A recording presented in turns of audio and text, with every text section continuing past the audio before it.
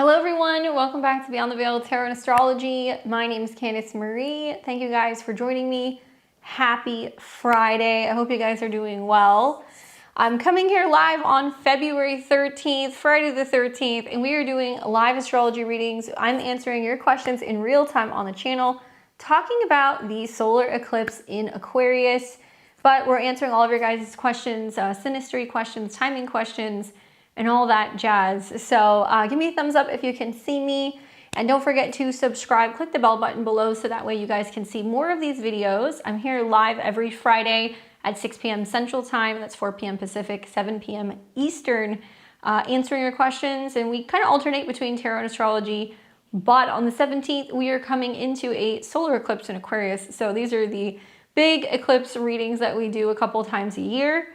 If you guys are seeing this after Friday the 13th, if you see me on Saturday or Sunday, I'm no longer live. Sorry I missed you. Hopefully I can catch you guys again soon.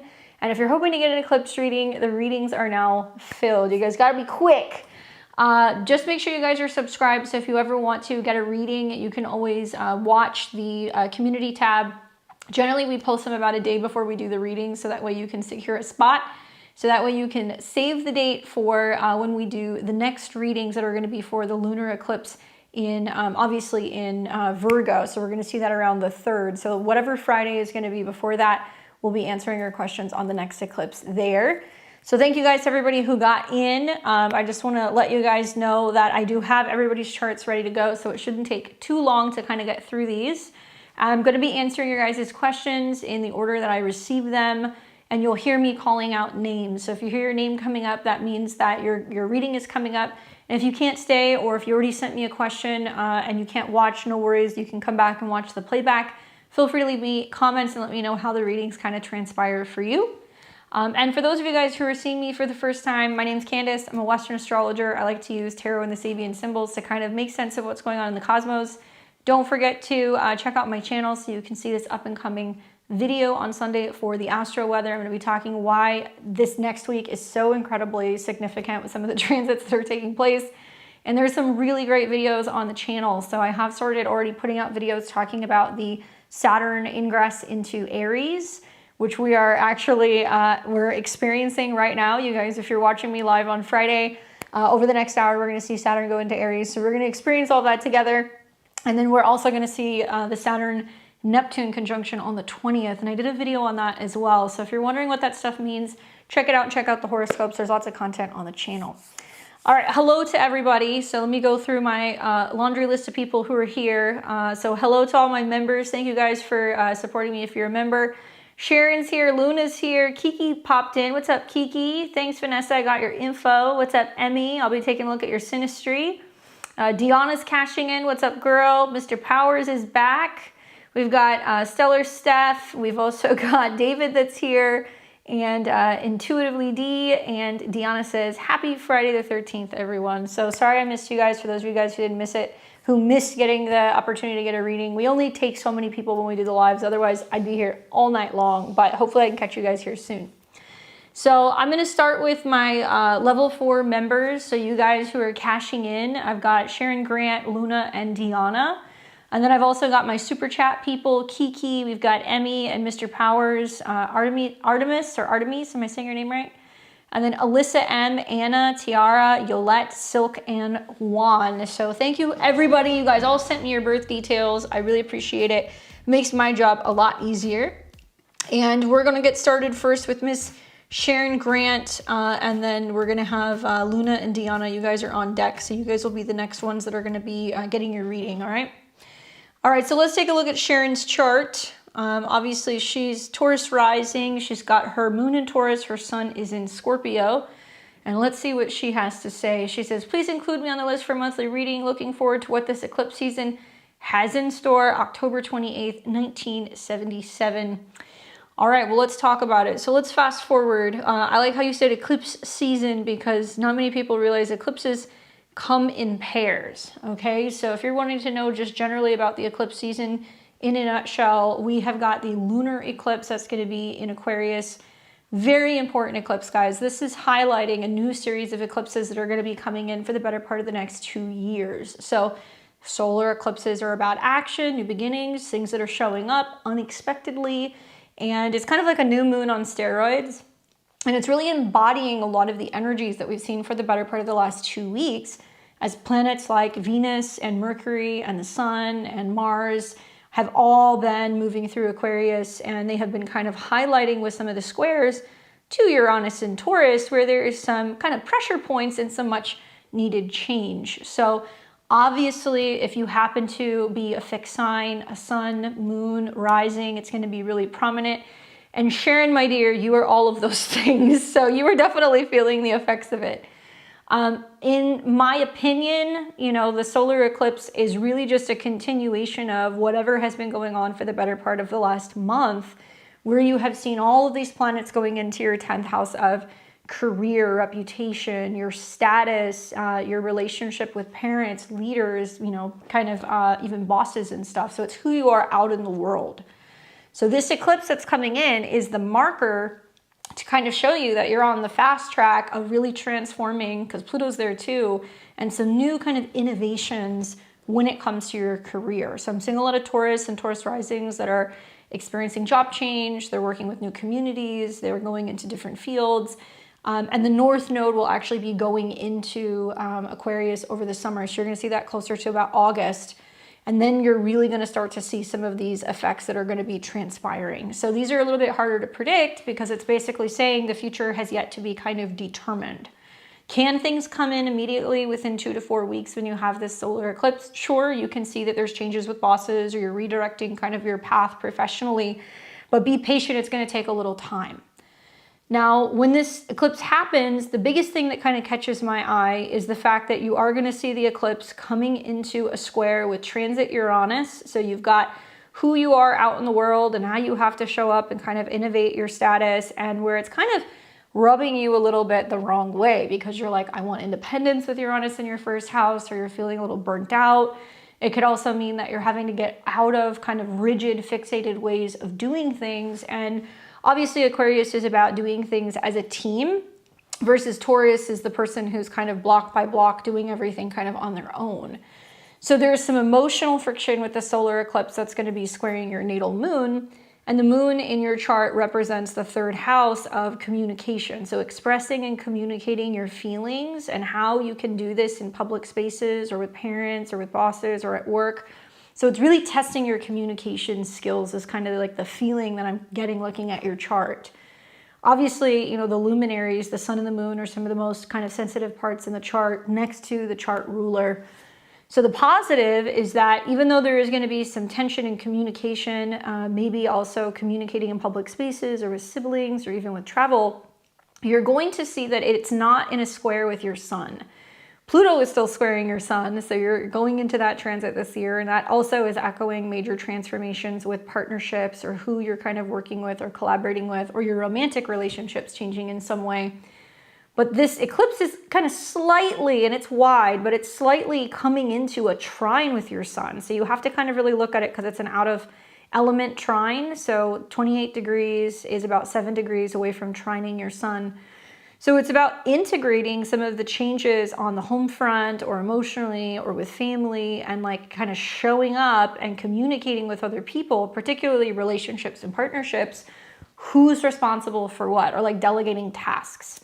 So like I said, over the summer, you're going to see a little bit of that kind of start to kind of transpire. Obviously, at the time of the eclipse, I'm keeping an eye on Venus. So Venus is your chart ruler, and Venus is sitting in Pisces in the 11th house of friends, goals, allies, wishes. And you'll see through the Mercury retrograde, there's a lot of how can I build community? How can I connect with my friends? Is there networking opportunities? Really beautiful aspects throughout this week as it's coming into a trine with not just your natal Jupiter, but also transit Jupiter. So I'm seeing some Taurus and Taurus risings that are working with new groups of people, or there's like new staff that comes in, or there's new professional goals maybe that are kind of coming in throughout this transit as well. And then obviously eclipses are kind of 2 bookends, right? So we have the solar eclipse that comes in, and then you'll see 2 weeks later, there's going to be a lunar eclipse that's going to come in. And that's highlighting your 5th house, which is more kind of connected to creativity, dating, self-expression, independence when it comes to your business. So I have seen some Taurus risings that are saying, you know what, I'm wanting to start a side hustle, or I'm wanting to focus on taking my art or my creative process to the next level, and I'm going to kind of bring that into, you know, my new professional status. That one will be a lunar eclipse. So it's kind of completing the cycles of the eclipses that you have been in since last fall, where you saw a solar eclipse that was in Virgo in September, and it was opposing Saturn. So I think it's been for like a lot of Taurus and Taurus risings, figuring out kid stuff, figuring out dating stuff, trying to figure out hobbies and other creative things that they are working on that has maybe taken them out of that kind of social element and connection with other people. But whatever you've been working on behind the scenes, now you're getting ready to share with your community, share with your friends, focus on being able to kind of bring that element into your social life and really feel like you're kind of getting networked and able to kind of have support from other people. So it's a little friendlier with your chart with some of the sextiles to your sun, some of the trines that you're going to see to your ascendant. But honestly, I'm more focused on the solar eclipse, because I think that the solar eclipse for you is really foreshadowing down the road when you get to this summer and the North Node moves into Aquarius starting at the end of July, beginning of August. That's when you're going to start to see the manifestation of whatever new seeds you're planting right now start to blossom, and you start to see some of the physical effects of what's going to happen with your career. So all new moons become full moons. So it takes about 6 months to see that happen. And you want to put a pin in this date. So you want to put a pin in whatever is going on around July 29th, give or take a day, 2026. This is when this solar eclipse becomes a full moon. And I really talked about this a lot in my eclipse video, where I was like, look, you know, this will turn into a full moon. That's going to be the moon conjunct Pluto. So a lot of Taurus risings are going to have a pretty dramatic change of either their career. Maybe there's going to be a big change or somebody stepping down at work. Maybe some people will retire, some people will go in different directions. And you're also going to see that it's opposing the sun conjunct Jupiter. And this is one of the more fortuitous kind of aspects that we can see, you know, when the sun and Jupiter conjunct every year. So it represents expansion, good luck, joy. Perhaps maybe there is a focus on kind of getting your career, whatever you're doing professionally, going in the direction of, how can I work together with other people, really kind of, you know, get my professional life to a point where it's a little bit more group oriented, or I'm collaborating with people, or maybe being able to get to a point where you can do work from home. Some of you guys will be looking at finding jobs that are going to allow you to move or relocate, or because of developments in your career, you'll be able to spend more time at home or with family, or take a job in another place and move. And I can see that because of other cycles. You're going to see that because of the eclipses that are going to be in your 4th house over the summer. You're going to have a Mars retrograde there at the beginning of 2027. So I would say full steam ahead with your career stuff, even though you might be feeling a little burnt out. And it's learning how to integrate more communication and working with groups, working with friends or teams, and networking to get where you want to go. But knowing that Pluto is also crossing your midheaven, I think that's really important. I mean, Pluto crossing your midheaven and squaring your sun. Obviously, you're very much a relationship-oriented person, right? You have your sun in the 7th house, born right after a full moon. So there's always been this dynamic of it's either just me or it's we. And now Pluto's coming in as it squares your sun and conjuncts your midheaven, trying to get you to integrate, collaborate, take on a partnership, or make some big changes in your relationship department. So I hope that's helpful in kind of giving you some of that insight. Looks like it's been quite the ride, having had Pluto in opposition to your Mars too. So there's been a lot of pressure points that have kind of gotten hit over this last year, where you're feeling like you're being pulled in 2 different directions. The positive is that it's going to start to subside. So it's no longer squaring your ascendant, putting pressure on your body, or Mars, pressure on home and relationships. Now it's about getting out of feeling like you've been in stuck, kind of outdated relationship dynamics, and really focusing on embracing this new beginning that's happening in your, you know, kind of professional life. So watch for some of those things to manifest, especially over the summer. Hopefully that's helpful for you, Sharon. All right, we've got Luna. So let me go and find Luna. What's up, Luna? Cancer rising. Luna says, hi, can I get my monthly reading on March 17th, 1992, 11:51 a.m. in Manila? So much unexpected expenses. What can I do to protect my money and grow? What would the solar eclipse bring? Well, I got some good news for you. I mean, I think that, to be honest with you, I think a lot of what's going to be happening for Cancer risings, if we zoom out, financially, the summer is going to be a lot easier when it comes to money-related things, because you're going to see Jupiter, which is the planet of expansion, and it can bring blessings, is going to be kind of coming into your second house of money. As a Cancer rising right now, it's not there yet. Jupiter is retrograde. And it's likely the effects of two different transits that I can kind of pinpoint that's kind of hitting your cash right now. One is you've got Chiron and Leo in your second house retrograde. So it means that there can be some feelings of being like mentally stressed or kind of like freaked out, or feeling like you have a loss of power, and there's some wounding revolving around money and resources. Pluto has been opposing that, and you've had a lot of planets going through your 8th house, which deals with expenses, taxes, debt, things you have to pay, credit cards, that kind of stuff. Pluto is now moving out of the opposition, but it will be back and forth in opposition all year. And you're going to see with that solar eclipse that's coming in on the 17th, it's highlighting the 8th house, which is dealing with other people's money. So it's not unusual for me to see people going, well, I'm having to focus more on, extending my line of credit, or I'm trying to, consolidate credit, or I'm trying to pay credit cards down, or I'm looking at getting loans. And I would say just be careful, because that can definitely create a little bit of stress because of some of the squares that you're actually seeing to Uranus and Taurus, especially like lending among friends or groups. However, the solar eclipse can also be opening you up to going, okay, I'm going to be learning more about budgeting, finance, resources, saving money, investing, that kind of stuff. That might be kind of coming from the eclipse. Now, the moon rules your second house of money, and you've got the south node, which represents releasing, letting go, not having something that you feel like you can kind of hold on to, and it's coming into conjunction with your moon. So there's a lot of feeling emotionally all over the place, or kind of dysregulated, because you don't feel like mentally you have that stability, because the moon moves very quickly. This is a once in a like an 18, 19 year transit. And so it is getting very close to that particular point. And you're going to see over like the next several weeks, there is going to be a lot of action in this particular area of your chart.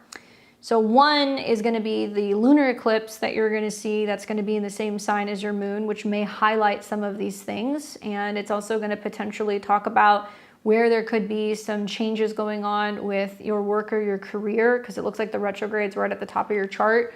Moving or traveling during the end of February into March is not recommended, because it does look like that can kind of further bring some issues in regards to, some of the financial stuff because of the lunar eclipse that's going to take place.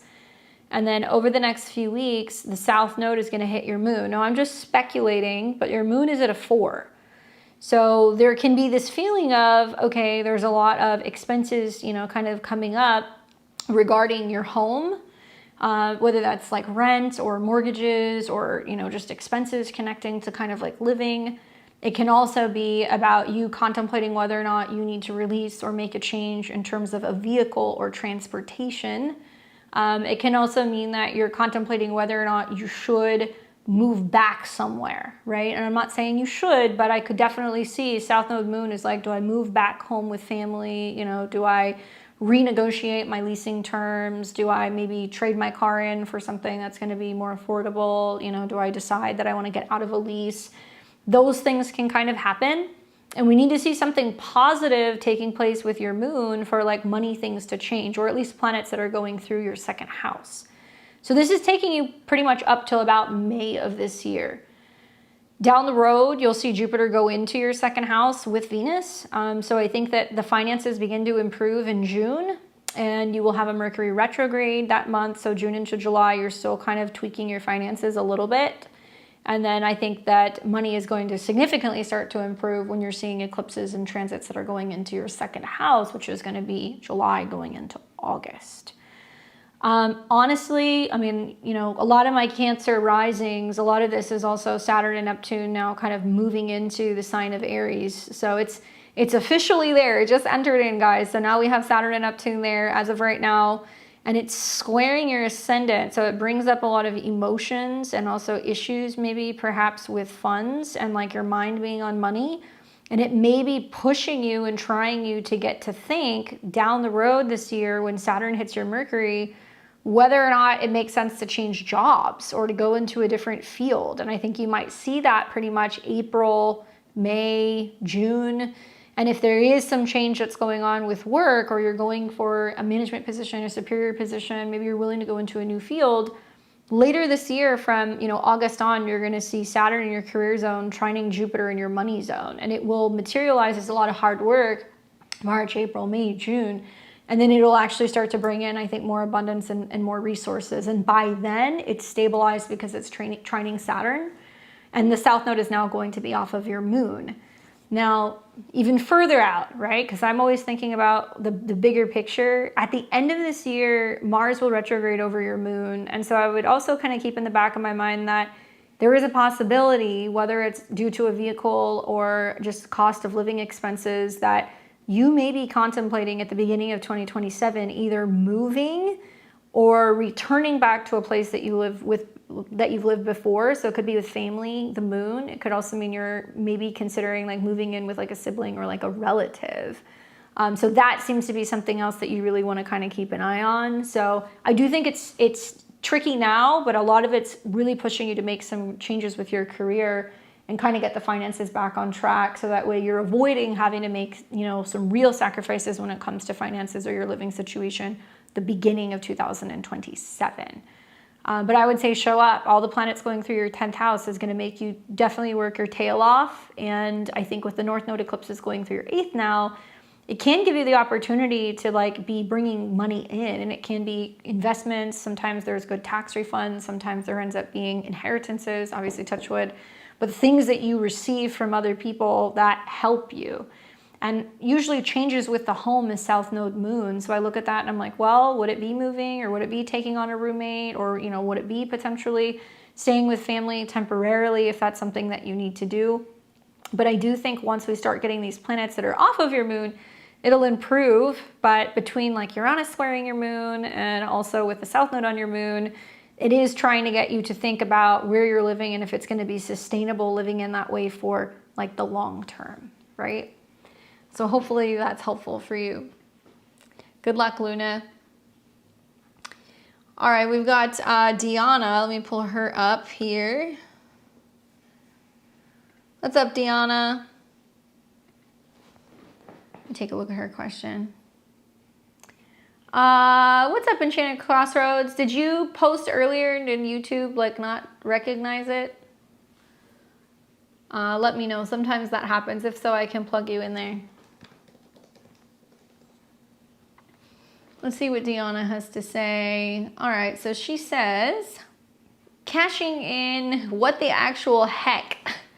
The Irishman ended things. Job is evaporating. A past person came back but did not last more than a week, and I'm back in therapy. Daughter is helping revamp my resume, and I'm just inviting joy with friends. Excited for summer. Any help would be great.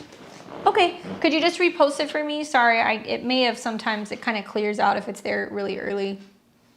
What's up, Yolette? All right, Deanna. Well, I'm sorry to hear that.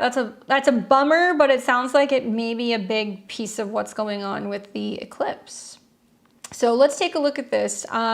Okay, so we've got a solar eclipse, which is obviously important for you if you're a Leo rising, right? Because the sun represents you and your ego and your identity. So it's being reborn through the part of the 7th house. So it means that you're going, I am needing to rework my identity through relationships to others. And solar eclipses come through, and eclipses can end things or they can initiate things. So there's not a lot of stability until we get out of at least the solar eclipse. And you'll see more of this kind of manifest as we're getting into March and April. This is a tricky one because it's in opposition to your ascendant, number one. So usually you would dive into really focusing on other people during Aquarius season. But this is saying, nope, there needs to be something cleared out. The sun is at a 28, so it does represent somebody's emotions, their home, their feelings, or the past, and it's conjunct the moon. So there is both unexpected things that happen with relationships, check. There's people who are coming back, and there's some unfulfilled emotional business, check. And then foreigners is also the 12th house. Now, it can mean that this can be resetting relationships. So like getting back to work with your therapist is very much the 7th house. Your therapist can be your astrologer, it can your astrologer, your therapist, your partnerships, Aquarius, your friends. So there's a lot of community that's kind of coming in that's giving you the opportunity to feel supported and really focus on the relationships that you have that can be platonic, right? Aquarius. So it's more going to be about your friendships. It's not romantic relationships. Equally, you're also picking up some of the energy that this is squaring Uranus, which is your modern day ruler of your house of relationships. So it's like, boom, relationships are changing. It's forcing me to step up and really say, okay, now I have this new status, I'm single. But also it has this kind of domino effect that's pushing you to get out of being so heavily focused, if you have, on relationships, and where you've been making a lot of decisions based off of relationships, and then they throw you a curveball and they're like, hey, I'm out. And you're like, okay, you know what? I have to commit more to making these changes within my career, 10th house. This will unfold over time. I think that Saturn and Neptune conjuncting is also influencing this a bit, because it is kind of saying now you're feeling the effects of this reset with relationships, and it's in your whole sign 9th. So it is prompting you to reflect on, what is my purpose? What is my journey? What am I learning? Where am I going? And those things are going to get worked out in April. And also, it's in the 8th house. So it's about this reflection on psychological things. So like therapy, things that deal with financial security, things that are also going to be dealing with like intimacy. Everything like that is going to be kind of manifesting for you. So that's definitely going to be part of the equation. It's possible that with this eclipse that's in opposition to your Saturn, which is retrograde, that it's highlighting, hey, when it comes to relationships, I have to pivot. I have to reevaluate, who am I, right? And also what's healthy for me, and like how much I'm actually dedicating and serving other people. And it will make you rethink whatever Capricorn, whatever Saturn rules. So it's rethinking your schedule, your habits, your health. It's also helping you rethink whether or not, you want to be in a relationship right now. Now, there is a possibility with the solar eclipse coming in, and when Mars reactivates this, that it can actually bring people back from the past. So like, I don't know what the deal is if you're still kind of talking to the Irishman. I don't know if, you guys are on good terms, or if you guys just kind of, took a break.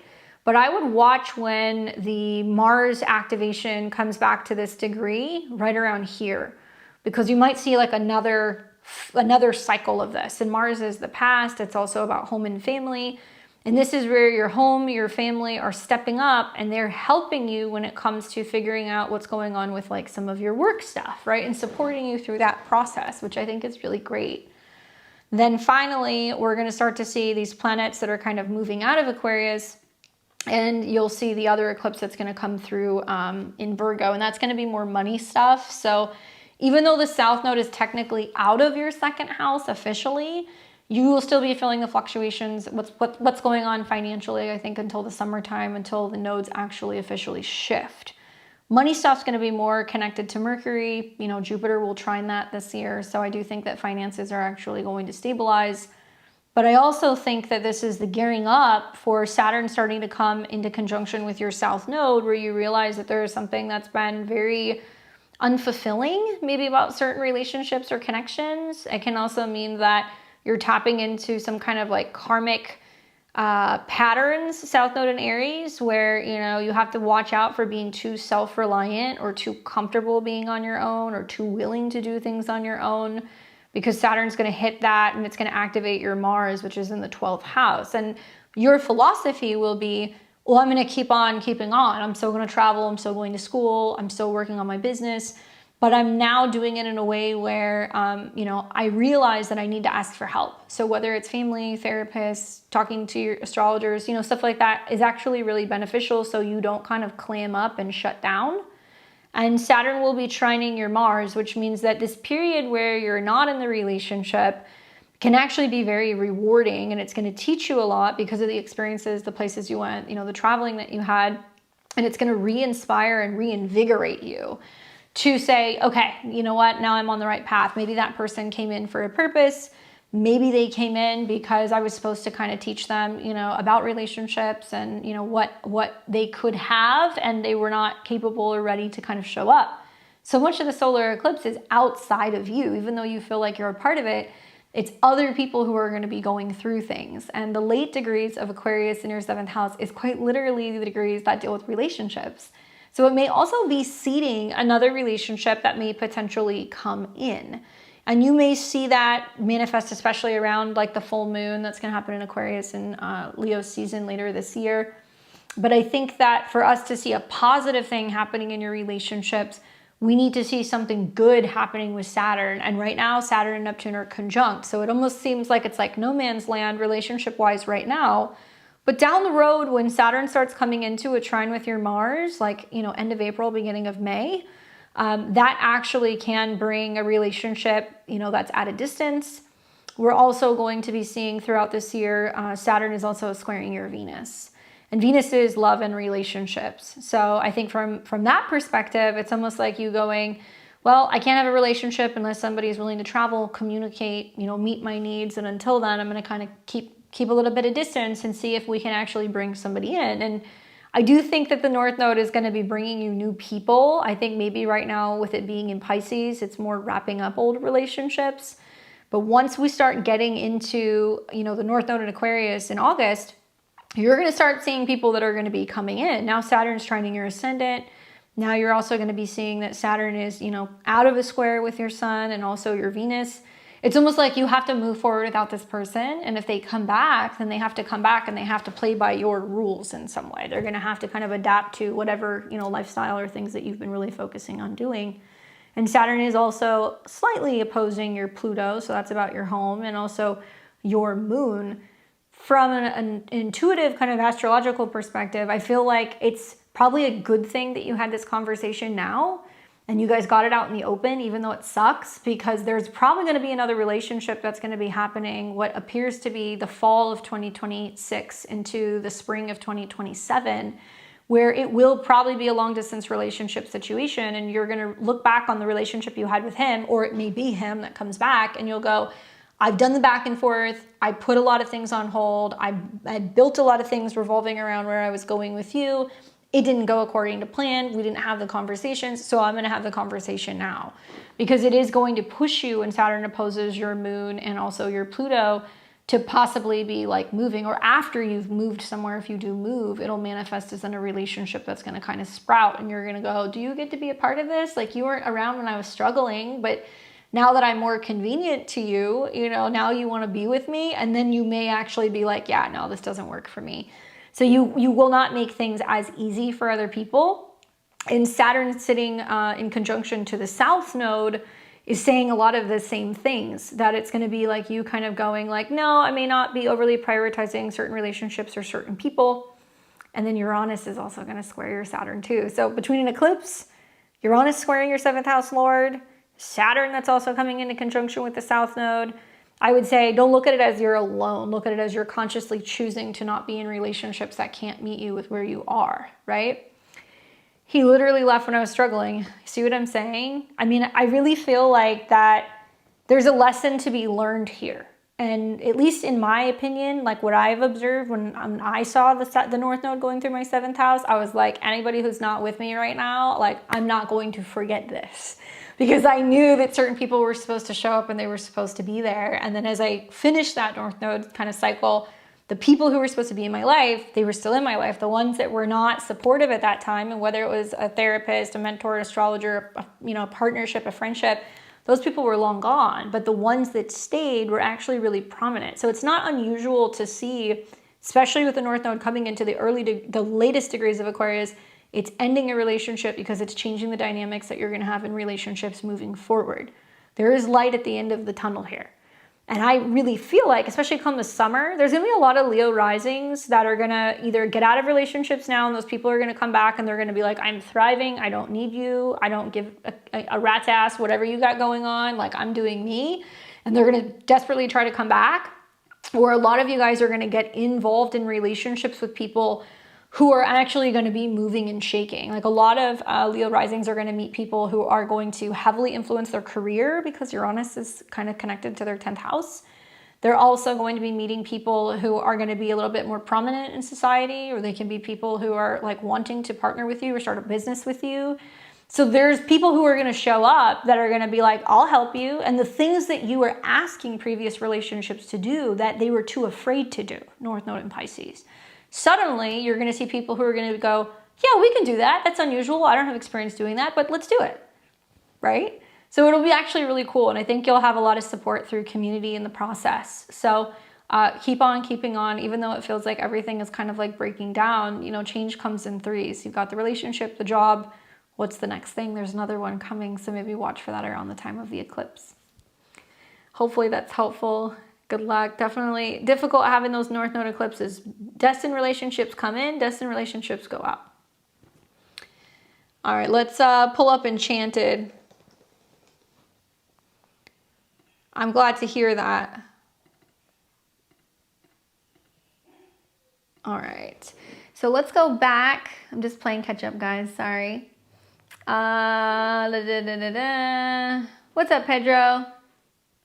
Thank you. All right, so we have got Enchanted Crossroads. With this Aquarius full moon eclipse, what should I expect? We got cut off last time during the Aquarius full moon. Thank you. All right, so let's take a look. Obviously, being in Aquarius, this is an important one for you.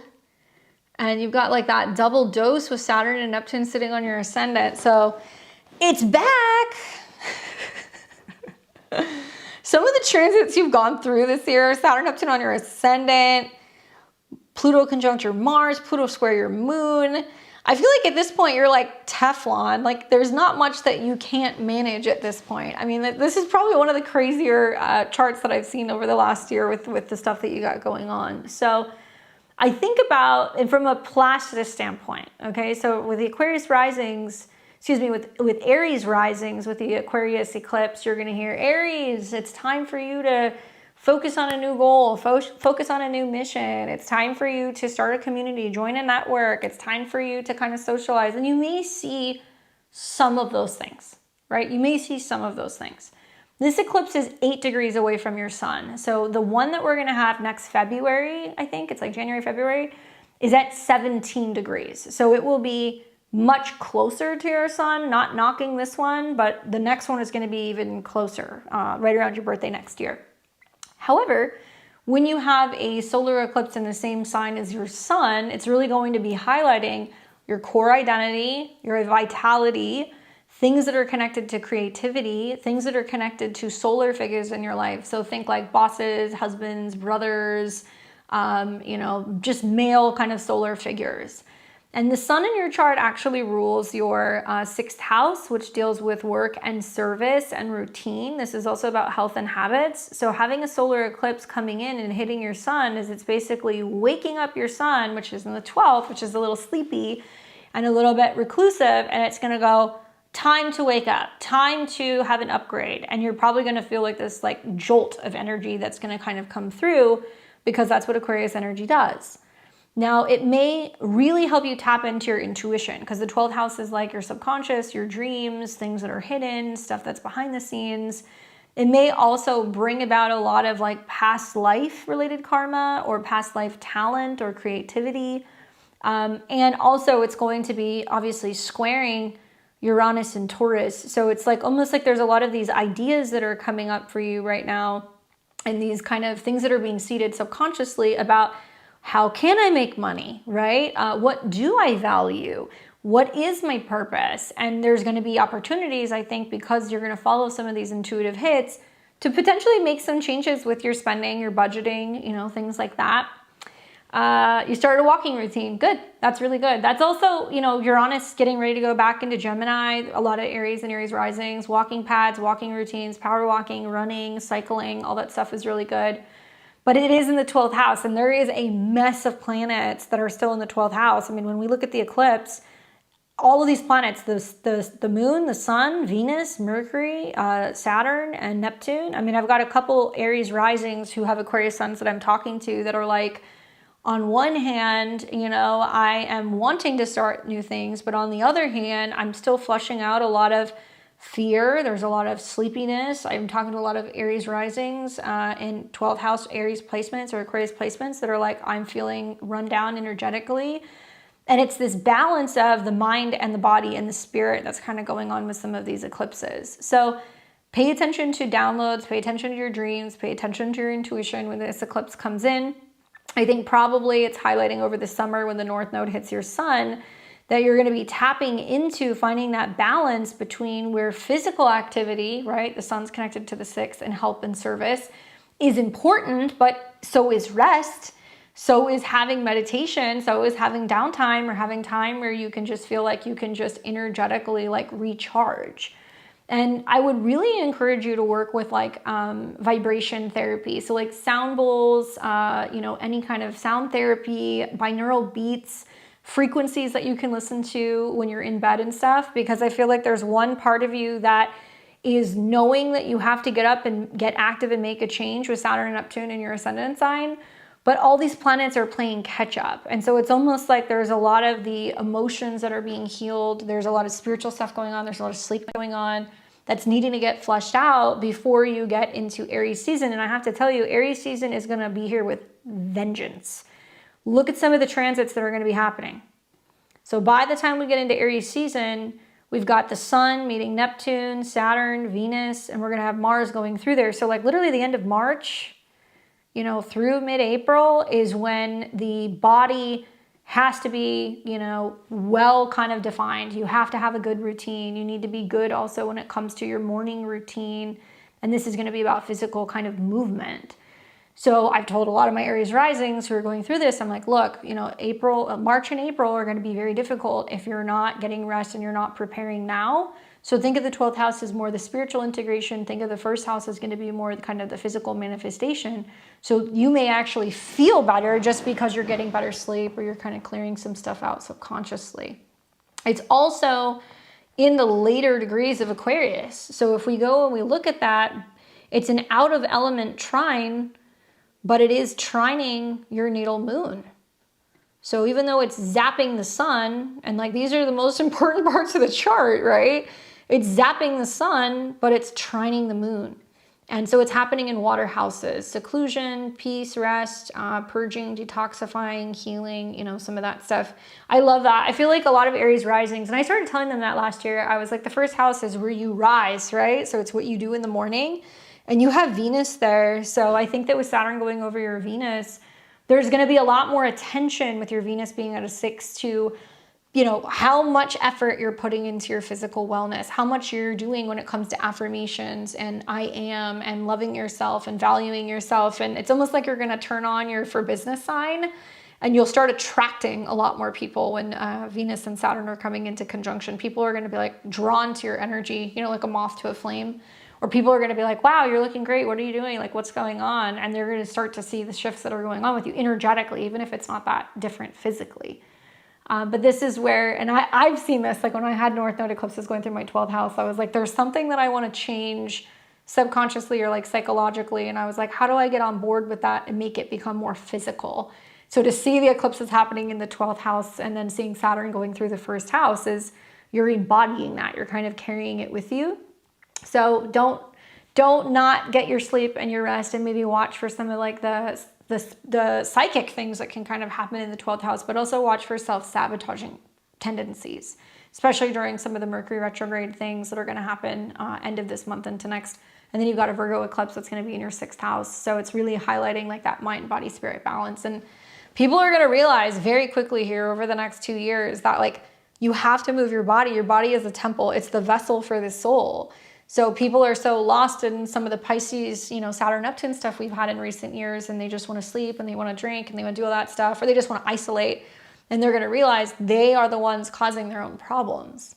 So if you're emotionally or spiritually not feeling well, yeah, definitely rest, but also move your body, right? And get into like infrared, get into sunshine. Those things will really help your mood, and people are going to be looking at you going, what are you doing? I want to do what you're doing. So hopefully that's helpful for you.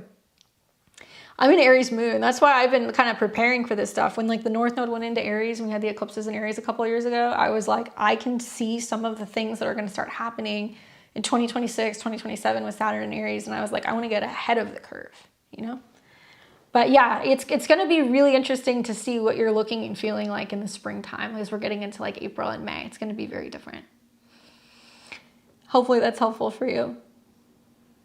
All right, I'm taking my super chat people. I'm going to take Kiki and Emmy and Mr. Powers.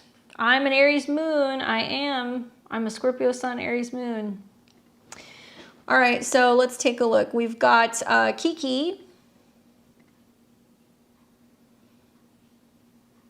What's up, girl? I haven't seen you for a minute. This eclipse is on your ascendant. And those of you guys who are asking, unfortunately, our readings are closed down. So if I missed you, I hope I see you for the next one. All right, Kiki, let's take a look at your question here. Kiki says 11/14/88. Wait, it's 89, isn't it? Can you confirm and let me know? Because I have you on here on 89, but I just want to make sure. At 1:28 p.m. in Washington, and she says, feeling like this eclipse is big for me, would greatly appreciate your insight, dealing with the same frustration of not being fully disconnected from someone despite no contact for 5 years. Dreams are driving me nuts. Is Kiki here? I'm just hoping that was an error on your part because I have you on in 1989. So if you're not here, come back and let me know, but I'm pretty sure this is correct. It's not, I don't think it's 1988, but let me know. All right, so first things first is you're having the eclipse that's right on your ascendant. Okay, so that's pretty big because the angles of the chart, first house, fourth house, seventh house, 10th house, they're all very action oriented. And the first house is the self. So when you see the solar eclipse come through, number one, 16th, 17th, 18th, just keep an eye on your body, pay attention to what's going on, pay attention if you're getting kind of overstimulated, make sure that you're just kind of moving through things, and Mars is there, so not rushing, not making any prominent changes with your appearance or with your health those particular days, and wait for the eclipse to start to kind of build. Now, I do think that the eclipse is really significant because it's about that North Node shift that's going to be going into your whole sign first house of Aquarius self, where it's like, I'm breaking free, or I'm breaking out of something, or I'm, embracing a new kind of version of myself, which might be a little bit more eccentric, it might be more independent, it can look different, it can feel different, and it'll take some time for this to kind of manifest. The other thing I will tell you is that your fifth house ruler is the moon, okay? So whether it's romantic partners, the moon can be the past, creative abilities, self-expression, hobbies, children, the fact that it's sitting right on your ascendant, and I've got a pretty good record of this because I know I predicted your first pregnancy, this can be an indication that there is going to be a birth of something that's coming through. So just be forewarned, at some point, the next 6 to 18 months, it could be a new business, a new aspect of your business, a new relationship to yourself. It could be about, launching something, creating something, but it's a very fertile energy. And usually when I see women who have these particular eclipses, there is definitely a sense of there being a pretty big identity change that kind of happens. So it's squaring Uranus, your chart ruler. So it's funny because I said this in my horoscopes for Aquarius. I was like, you guys are almost at odds with yourself. There is a side of you that with Uranus, now finishing up in Taurus, that's like, okay, I really want stability in the home and I don't want to be moving around, or I don't want chaos with family, or I don't want there being any problems. I just want peace. And then now you have this eclipse that's coming in and it's like, peace, what peace? And it can be really disrupting things. Now, technically it's in your third. So it means that you're intuiting things, you're picking up stuff, you're thinking about things, and it's prompting you to write, communicate, kind of connect. But I do think that people from the past, or let's say just relationships in general, is the sun. So with the sun sitting in the first house conjunct the moon, it means that there's going to be this kind of reckoning that'll happen over the next year about relationships and what you're bringing in and why you're with certain people, why you've been with certain people, why you've had certain relationships. And it can be foreshadowing the potential of somebody from the past coming back, right? Or trying to kind of contact you or connect with you, which I could see with the eclipse over the summertime in your seventh, right? A solar eclipse there. I could see that down the road at the beginning of 2027 when Mars retrogrades there. There could definitely be a sense of somebody coming back. Now, in your chart, relationships are ruled by the sun, and obviously this eclipse is at 28, and it's going to square your Mercury and your sun. So I think that this is also about you being like, how do I evolve, out of old relationship patterns? How do I stop thinking about somebody? How do I also kind of pivot from what I've been doing work-wise and find a little bit more independence? So there's something like that you could see as well. Now that you're starting to see that the North Node is going to be coming into the same sign as where you have your natal North Node, your nodal return over the next 2 years, it's also tapping into your subconscious, your dreams, and that's all ruled by Saturn. Saturn is conjunct Neptune and also Venus. Like from a whole sign standpoint, which I'm not a fan of using whole sign system personally, I don't feel like it's all that accurate. I could look at this and go, okay, Aquarius rising, Venus, Neptune, and Saturn all in the 12th house. There is this subconscious connection and tie in the dream world to karma with relationships and people from the past, right? And it's possible that you almost feel like some aspect of your life or your heart, right? Venus is almost kind of like stuck in the ethers, kind of going back and forth and like dealing with this other person. And there in turn, you also see your Saturn, Neptune, and Venus also oppose Jupiter, which is retrograde. So people who you have been with in the past. And Jupiter is intercepted through the second house. So I would say, first thing I would do, if you're open to it, is I would be like, any physical things, because Jupiter represents physical things that you have from another person, if you're willing to part with them, give them away, sell them, I would do that. Because the eclipse is coming in saying it's time for a refresh in your identity. And then this year, Saturn is going to square your Venus, and it's also going to come into a square with your Jupiter.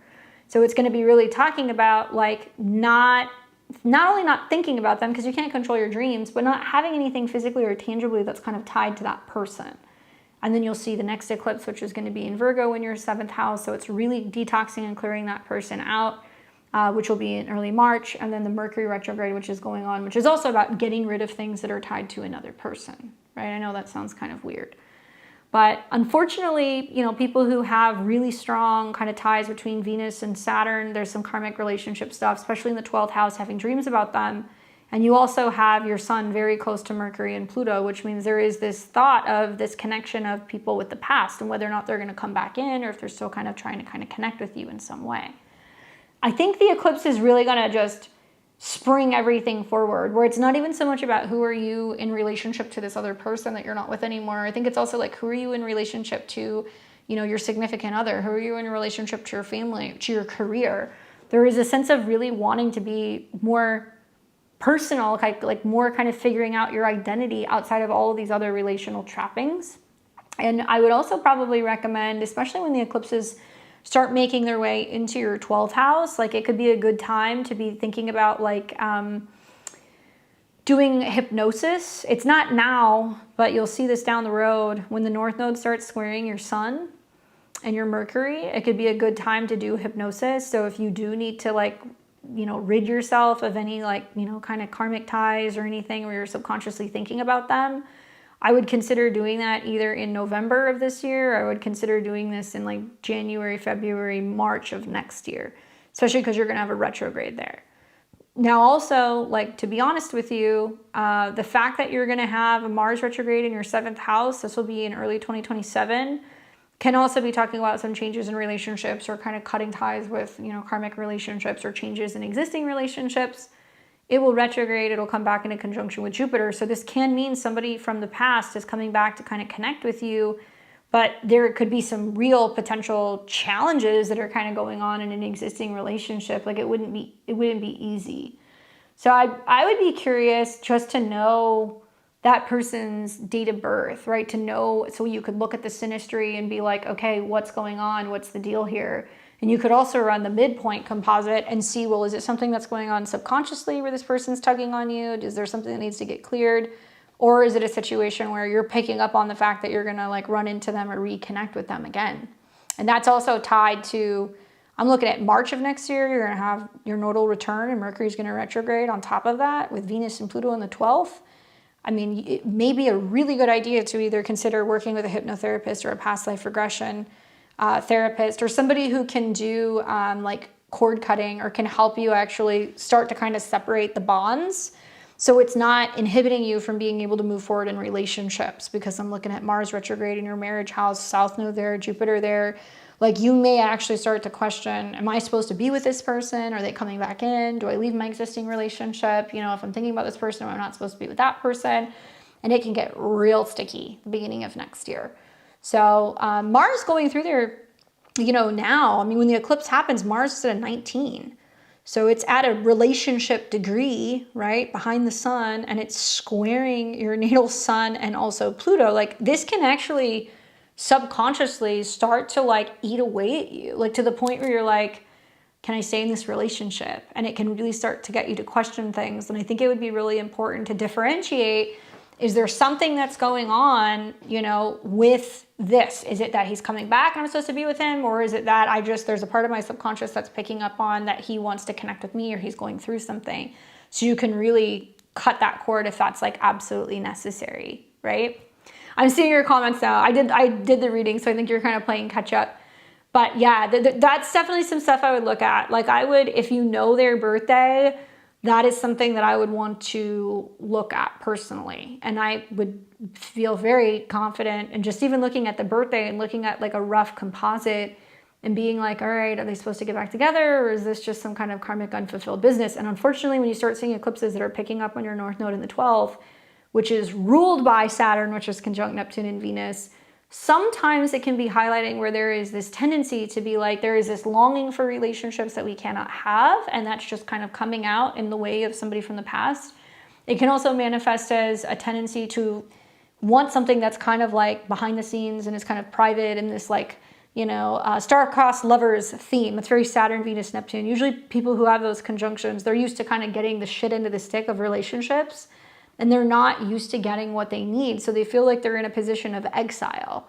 So when they're in relationships sometimes, and they're in a committed relationship and they've got somebody who's with them and everything's there and they're present, they don't realize that they can sometimes almost self-sabotage, and they can kind of be repeating some of the same patterns, but doing it with past relationships, because they don't know how to be in a relationship sometimes with somebody who's present and committed. So they will kind of grasp on to what they have had in the past, and something that can be kind of private and kind of hidden. So I'm not saying that's what you're doing intentionally. Like, once again, you can't really control your dreams, but those are some things that kind of come to mind, at least for me. And knowing that like the sun, you know, rules relationships, and it does square your North and your South Node. I think it's more about the lessons of relationships and whether or not you're giving away your power to relationships. Sun, Mercury, Mars, Pluto. I mean, that could mean that, you know, you feel like other people have to kind of have this control over you, or they have to kind of have like this dominating energy over you, and you're learning through your nodal kind of return that it's like, no, it's more about kind of me taking my power back. And also it's picking up the planets that are in your 9th house. So it's picking up the energy of a second marriage, a second partnership, a second husband. So it's saying that like somebody's not just going to allow this to just happen. They're going to be like, what's going on? And there could potentially be some dilemmas that can kind of come up in a relationship. And you might kind of be like, well, do I say something to him? Do I not? Do I reach out to this person and make sure they're okay? Do I not? Be very careful with opening that can of worms right now, because you will see this come up several times throughout the year, not just with the transits, but with the retrogrades. A retrograde in your 6th house, in your 5th house over the summer, retrograde that's going to be happening in your 7th house that's going to be happening the beginning of next year, right? I would say sit with that. Think about it. You know, if you want to come back and you want to give me their birth details, and we look at the composite chart and try to determine whether or not this is a meant to be, or this is someone that's just kind of trying to get their tentacles on you in your sleep, might be worth looking at. Hopefully that's helpful for you, Kiki. Good luck with that eclipse, girl. That's quite the eclipse on your ascendant. You won't see it now, but 6 to 18 months down the road, there are some big changes that are going to be happening with just who you are, your identity, and also relationships in general, right? Corey says, my on again, off again person is Libra rising Aries moon. That's what I am. Difficult stuff. What's up, Kobe? Just wanted to pop in and say hi. You're doing well in these crazy times. I'm trying, man. It's crazy out there. Mina, let me take a look here. Oh, so if you sent that, Mina, we already closed down the readings. So I'm gonna have to send it back to you because we closed it down a little while ago. But I will send that back to you. All right, so let's see who else do we have here. So we've got, now that we got Kiki, we've got Emmy, Mr. Powers, and then Artemis. Sorry, my dear.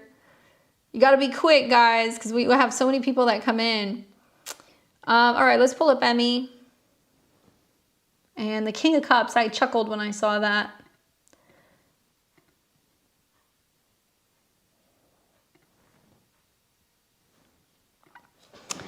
All right, Emmy, Aquarius rising, Sun in Pisces, Moon in Cancer, and then we've got the King of Cups, Virgo rising. Wow, look at your Mars on their ascendant and your Venus on your descendant. Oh, I love that. Okay, let's take a look. So let's see what Emmy says. Let me scroll back up here. All right, so we've got your chart, their chart. Hi, Candace. Follow up with a tarot reading you did about synchronicities after September Virgo eclipse on my North Node. About a guy I haven't gotten over who didn't want to do long distance. If we would have a romantic reconciliation, you drew King of Cups, Ten of Swords, Six of Cups. As you predicted, we had an encounter in Sag season and he said he would hang around more with our old friend group. Later messaged him. Some of them didn't want me around, but I miss everyone. He did not reply. Hoping for an outside take on our Sinistry and Pisces season timing until the March 3rd eclipse. I'm 50-50 on if I want him to retrograde back into my life. Thank you for all the wonderful content. All right, well, let's take a look. You know, something that I think about is that, I mean, and it's kind of similar to what I just got done saying to Kiki's, you know, you're going to have a lot of people from the past energy vibes that are going to be happening. There has been this feeling, I think, over the last year, having had Saturn and Neptune on your sun, that there was a lot of not knowing who was going to commit to relationships, kind of feeling like you were left in the dark. People come in and then they leave. And that's just about done. Okay, so it's almost finished. Sure, as a Pisces, you know, sun, watching Mercury, you know, retrograde through your sign, you're going to be like, is somebody coming back to me? So that's one way of interpreting it.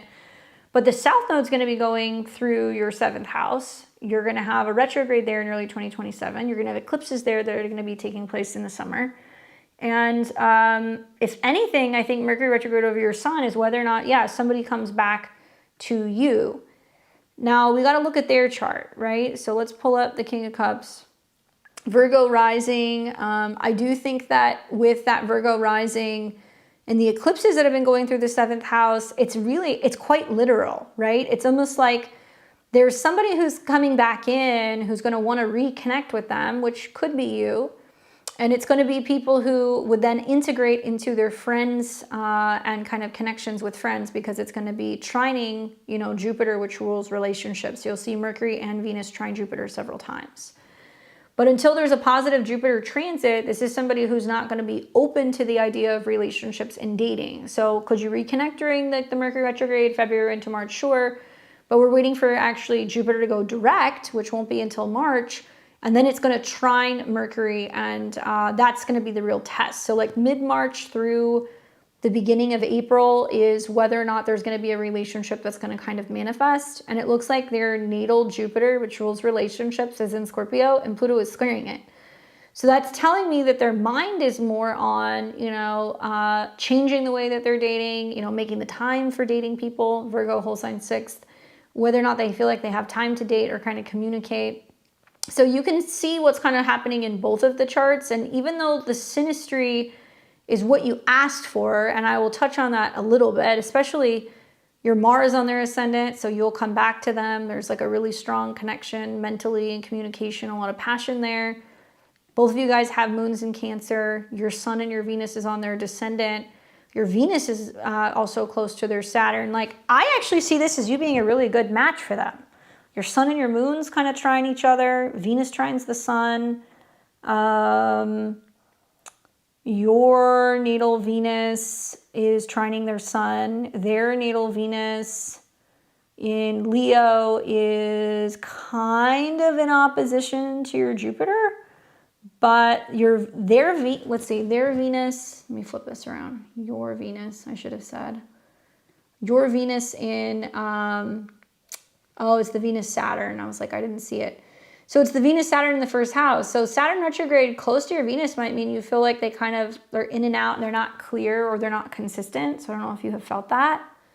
And then their sun and their moon sit in your 5th house. Their Venus is in your 7th. So, later in the year, when you have an eclipse in August, it's going to be very close to his Venus in your 7th house. And the South Node is going to be moving through there. So that could literally represent, somebody with prominent Leo placements are kind of coming back into your life. And then Mars will retrograde through there. So I see several different cycles where that could happen. But the reality is like the composite chart's actually going to show you a lot more than the synastry. So if we look at the composite, and this is the midpoint between the two of you guys have a Sag rising ruled by Jupiter. Jupiter's in the 1st. You've got the sun in Taurus, and you've got Venus in Gemini and moon in Cancer, because you guys both have Cancer placements. So you have to watch Jupiter transits, right? So we're going to see Jupiter go direct. So once again, mid-March to the end of March is when there could definitely be more of a connection. And then I'm watching when you have Uranus go into your 5th. You guys may actually start communicating more over the summer, kind of June, July. And then you're going to see Jupiter is going to trine Jupiter. And that's going to be right around November. So timing-wise, things are actually better from like the summer on. But there's not a lot of stability or consistency because Uranus is going to go through your 7th house. So I would say be careful with that. And you also have right now, Pluto that's been in opposition to your guys' Mars. So it's just not the easiest composite chart, at least in my opinion, especially with Venus that's in opposition to Pluto, and see that being an issue. It's just a matter of timing and whether or not people are actually going to make you feel like important or wanted. You were talking about your Juno aspects. Let me go look at that. I'm hearing this a lot because Juno and Jupiter are opposing each other right now, or they're coming into an opposition point. So we're hearing a lot of people being like, oh, there's stress and separation in relationships. So South Node Juno, yeah. South Node Juno is kind of like, oh, we've done this dance before. And in Taurus, it's actually nice because there is a lot of sensuality, connection, stability. The problem is that he's got his Venus square your Juno, and he's also got his Pluto in opposition to your Juno. So that makes relating and coming together very difficult. And this is a guy born with Venus square Pluto. And right now Uranus is going through there, squaring his Venus and opposing his Pluto, which does not make relationships very easy. Venus-Saturn conjunction, it can work for some people, but that's also a little tricky because it does make me feel like you're really reflecting on what has happened with this dynamic while you have been going through your Saturn transits. And there's a lot of, do I feel enough? Am I good enough? Are they going to want me? Are they going to choose me? I think that the best transit that you're going to have personally is going to be when Mercury is retrograding over your sun. Because if they're meant to come back and connect with you, look at what's going to happen. Mercury is going to retrograde around 22 degrees, around the 27th, and it's going to retrograde with Venus. So there's a possibility sometime from February 27th through about March the 3rd, you get some kind of clarity just because of the eclipse and some of the aspects that are going to be made. And then if you decide, you know what, it's not for me, or I don't want that person, or you know what, I'm good, then you're going to decide to kind of move on. And I would be picking up dating pretty much as soon as planets are getting into Cancer. So that's going to be pretty prominent at the end of May. You'll have a Mercury retrograde there where you're reassessing relationships in May. And then you're going to have an eclipse in your 7th house. So that's wonderful for relationships because Jupiter is there. And it's also going to be, trining Saturn. So relationships actually look like a lot better for you, especially over the summertime. And you're going to see that this might be with the South Node, people returning and people coming back. But I think it's going to be you kind of being like, do I want that? Do I want that person back in my life? And is that something that's going to be good for me? And Jupiter is also pretty much trining your sun also until the summertime. So I'd be more curious about who's kind of popping back in. And once again, I think you're a really good match for him. I can see that in the chart. But is he a good match for you? Venus in your 7th, you like him, but I'm not a fan of his Venus squaring the nodes. Like there is this sense of not feeling like he's showing you off the way that a Venus in Leo typically would. So if he's not showing you off or taking you around his friends or kind of integrating you with other people, you have Venus and the Sun in Pisces. I mean, you're just kind of like, somebody needs to choose me. I need to feel valued. They need to make me feel seen. And it's hard for you. A lot of your Saturn transits in this last year were about that. It's learning to get to a point where you're like, it doesn't matter how much I like somebody, if they're not wanting me to, if they don't want to be seen as a part of a partnership, or if they're not integrating me or taking me out and showing me off, like, no dice, you know? Is he a good match for me? Is such a good question. Yeah, I mean, you're a good match for him. I can see that in his chart. I don't know if he's such a good match for you, because his Venus does not see your Venus. And Venus in Leo is very self-absorbed sometimes, rightfully so. It's about the self. And Venus in Pisces is sacrifice, sacrifice, sacrifice. So with your Venus and your Sun conjunct, he doesn't see what you bring to the equation. He doesn't see your value. He's not recognizing you. And I'm not saying this to be mean, but I can see it because of the Venus aspects. And then the Saturn conjunct your Venus, I don't know about that. And it's funny, I've seen a lot of Virgo risings over the last year that are like, what's going on? The North Node's in Pisces. Like, why am I not meeting anybody? I'm like, because you're too fucking picky. And also because you're still pining over people who don't care about you and you don't see what's in front of you. And they don't see that. Jupiter's been retrograde in their 11th. They have somebody who's been around trying to be a friend, but they're not letting that person in. Or they have friends trying to set them up with people and they're not seeing it. So his last real opportunity is both the Mercury retrograde in the 7th to reconnect with somebody who could be a Pisces, and also when Jupiter wakes up on their Sun and on their Venus, their Sun and on their Moon, because that can show that there can be a really good integration. But in the 10th house, it means that they have to be like showing up and taking the lead. And, you know, I mean, South Node's going to be coming in conjunction with Venus. That means that he'll see the people who he was once involved in are now dating other people. The 11th is 5th and 7th.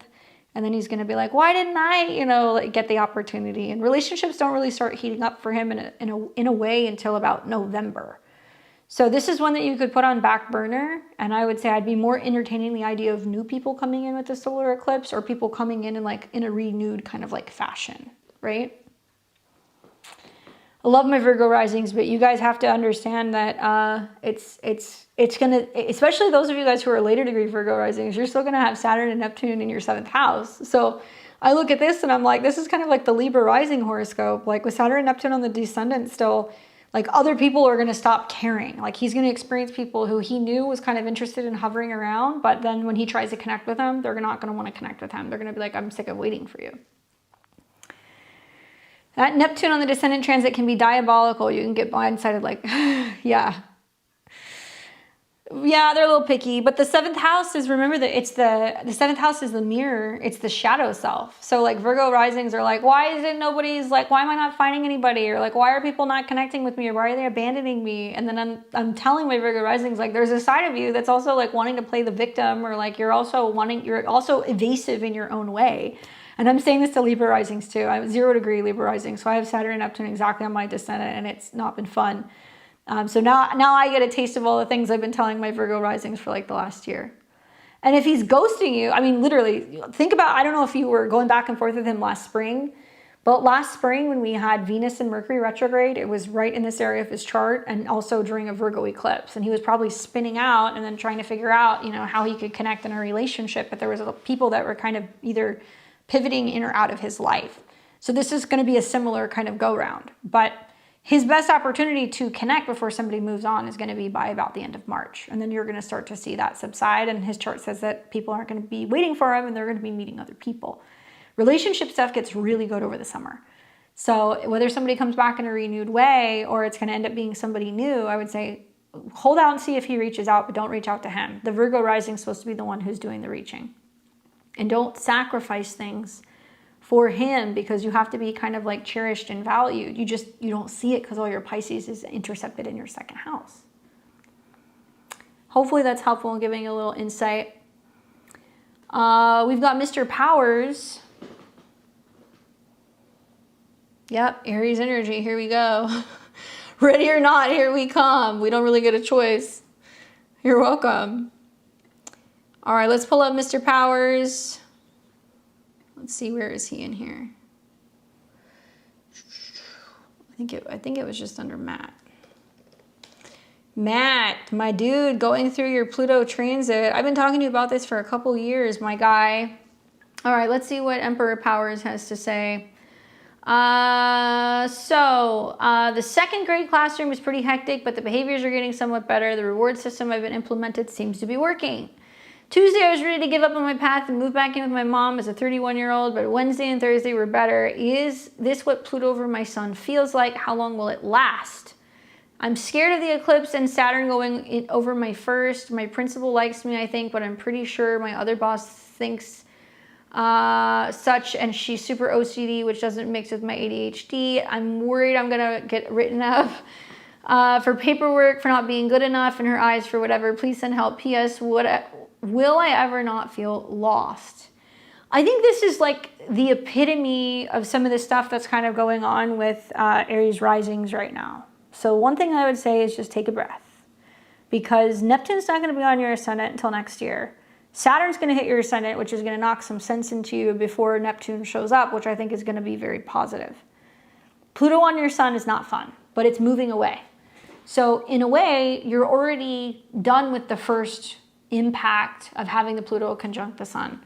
Per Placidus, kind of standards, this is basically saying there is this feeling of major crisis and transformation of your ego, your identity, your career, right? And also the place where you're working, and it's bringing up this intense purging transformation of your goals when it comes to service and working with children. So one thing I always tell people when they're going through a Pluto transit is you have to be very, very, very careful with Pluto. Pluto is a major asshole, and whatever you're afraid of, if you're acknowledging that fear and you're giving into that fear and you're sitting around worrying, he's gonna go, here you go, and he's gonna serve it to you on a silver platter. So that's the one thing you don't wanna do.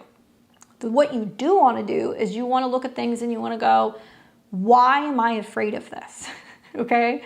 And so the fear with Pluto being conjunct your sun at 3 is what people write, what people think, what people say. And so this can be your peers, right? The 11th house, your peers at work, 6th house Lord, and people who are a part of the faculty, and whether or not that's gonna like crush your dreams or crush your goals, but you're already through the beginning phase of it.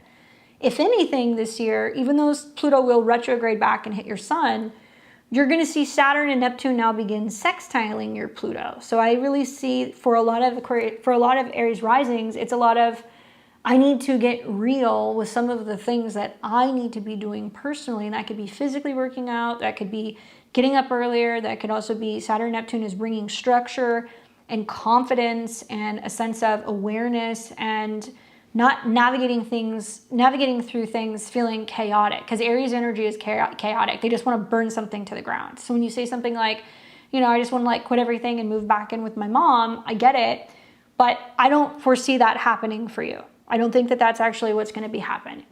I don't foresee there being even remotely a chance that there's going to be a change. I think in your living situation remotely, maybe until you're getting into the summertime. You need to wait until you see some of the Mercury retrogrades in your 4th house in June. And I even think then that's not necessarily guaranteed. Jupiter's about to wake up. So do you know you have the security of being able to do that? Sure. Is that what you're going to do? I don't think so. I think that you're going to realize that in a way that's just you kind of like either giving up or being like, I'm throwing in the towel. And that's probably not going to be what's going to make you happy. Now, a lot of my Aries risings are also spinning out because on one hand, there's all these dreams and all these goals that are kind of swirling around with the eclipses and the planets going through Aquarius. And then on the other hand, there's all these planets going into the 12th house where people want to spin out. And you have to be careful because there could be lost sleep, there could be bad habits that can come up, there could also be extreme kind of like paranoia, especially when you're going through a Pluto transit. And I would tell you that what's most important is actually what's happening physically, what's manifesting March into April into May. So the 12th house is kind of representing what's going on spiritually, emotionally, or kind of like with your emotional or your mental health, and how that shifts, and it makes you more confident, stronger, braver, capable, on time, sufficient, and like seen as somebody who's like a leader, somebody who is seen as an authority figure. The question is, what do you do with that power, right? And so Saturn, when it's in Aries, it doesn't know how to perform because it's youthful. It doesn't have the experience that we see with Saturn in like Capricorn or Aquarius. So you have to believe in yourself. Like literally, I would tell a lot of my Aries risings, fake it till you make it, bitch. That's the only way that this is gonna work. Even if you're having a rough day and you have to give yourself a pep talk in the mirror and you have to be like, I am in control, I've got this, I'm successful, I'm talented, I'm independent, I'm strong. You have to do these things. And if you're doing that, that's gonna reinforce a lot of this stuff. So as you're getting into March, April, May, those things are gonna start to physically manifest. You're gonna see that you're actually flowing through that because you're working with this like on a subconscious level and you're working through some of the emotional or psychological blockages. And then when we start to get into that, I say like that vibration or that frequency, and you hold that image, it then starts to manifest into physical reality as that's crossing through your ascendant. So yes, you're gonna have some periods where you're wigging out, but like you gotta give yourself a pep talk and kind of slap yourself around a little bit and realize that this is only going to change when it changes within you. The Pluto on the Sun transit, I mean, I'm born with that, so maybe I sound insensitive, but I feel like, yeah, there's going to be major periods of just, oh, this is over, this is starting, this is over, this is starting. And it already happened. You changed jobs, right? You went from one school to another school. So that's one manifestation. It may mean that your goals are changing. It may also mean that you're wanting to have some better connections with community, some support systems, you know, people who you can be kind of connecting to, who can really support you and make you not feel kind of like the Lone Ranger with Saturn and Neptune in your first house. So it's helping instill community and helping you feel sane and encouraging you. If the sun rules your 6th house, I'd be less worried about work. I'd be getting my ass to the gym. I would be going to a CrossFit gym. I would be going to some kind of gym or something where there's going to be people who are incentivized on transformation. So I'm not saying you need to go to the gym for physical reasons, but Saturn and Neptune on your ascendant means that you have to really start physically starting to show who you are on the inside. And like Saturn is the boss. Dressing for success, moving your body, being seen as somebody who's physically fit or active. And that sextile to Pluto on your sun is saying if you do that through a community where people are encouraging you to be the best version of yourself, you're gonna walk around like a completely different person, right? Just the way that you carry yourself is gonna be more confident because you're going through that change. So I would want you to be a part of communities or things that are gonna be about community work or things that are connected to physical fitness that can help you get into that to navigate and kind of make lemonade while you've got 2 heavy hitters that are just definitely dancing on your ascendant. The eclipse is nowhere near your sun, just for the useless file. You know, it'll be about 2 years before you start seeing eclipses that are conjunct your sun. So by then Pluto will be away from your sun. So this is the last year that you're kind of dealing with Pluto. So if anything, I think this is the grand finale of now Saturn leaving your 12th house, where it's been kind of like in your own head a little bit. And when it sits on your ascendant, and when Pluto is off of your sun, they're sextiling each other. So, and I would say this to any Aries rising, you don't have to have Aquarius placements. I'd be like, whatever you're afraid of right now, you need to figure it out. You need to get it in order. You need to start telling yourself that you're capable, and you need to start doing the spiritual and the physical work to make that happen. Watch what happens in April and May when Saturn is sitting on your ascendant. It's going to be a whole new ball game, and you'll start to realize that you feel very confident because you've been able to overcome some of the things that you've been afraid of.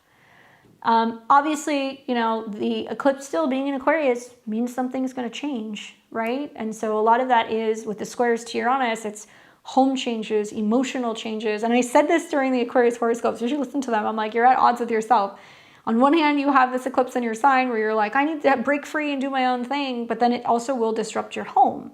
So for you, it's actually squaring Uranus in your 2nd house. So it means that you deciding that you want to quit or give up or go back home is going to represent like you being willing to, you know, disrupt your physical or your financial situation. I actually feel like it's a lot more fulfilling if you stay. And I would encourage you to stay at minimum in your job until you get to the spring, just so you can kind of start to see yourself come through the other side of it. And I think things are actually going to get a lot better.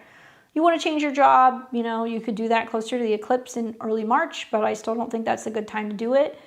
Definitely during the Mercury retrograde, you know, in your 12th house, you're still working out the kinks of some of the stuff. And Aries and Aries risings, you guys have Neptune in your sign now. So hi, Mercury retrograde in your 12th, go and see a hypnotherapist, right? Go to a meditation class, get in some water, you know, do something that's going to allow you to kind of work with that Neptune energy in a more positive way. But also realize that it's not just about kind of being like in the woo-woo. You have to kind of take action too. And things will improve. But You'll see the benefits of some of these transits once Saturn starts coming into a sextile with Pluto, and also some of the trines that are kind of happening to your Pluto and your Jupiter and your Venus, which is really good if you're in a position of education, and it's good financially as well. Do you see getting in trouble at work and things getting better? Yeah, things will get better. Like I said, you're going to see it get better closer to April, but in terms of issues with work, really what I would be more focused on is when the moon is coming into conjunction with Saturn and Neptune. So you'll see that this week around the 19th. And then I don't see any issues with work really at all. I mean, maybe if Venus comes into conjunction with Saturn, I would definitely keep an eye on like the 7th and the 8th of March.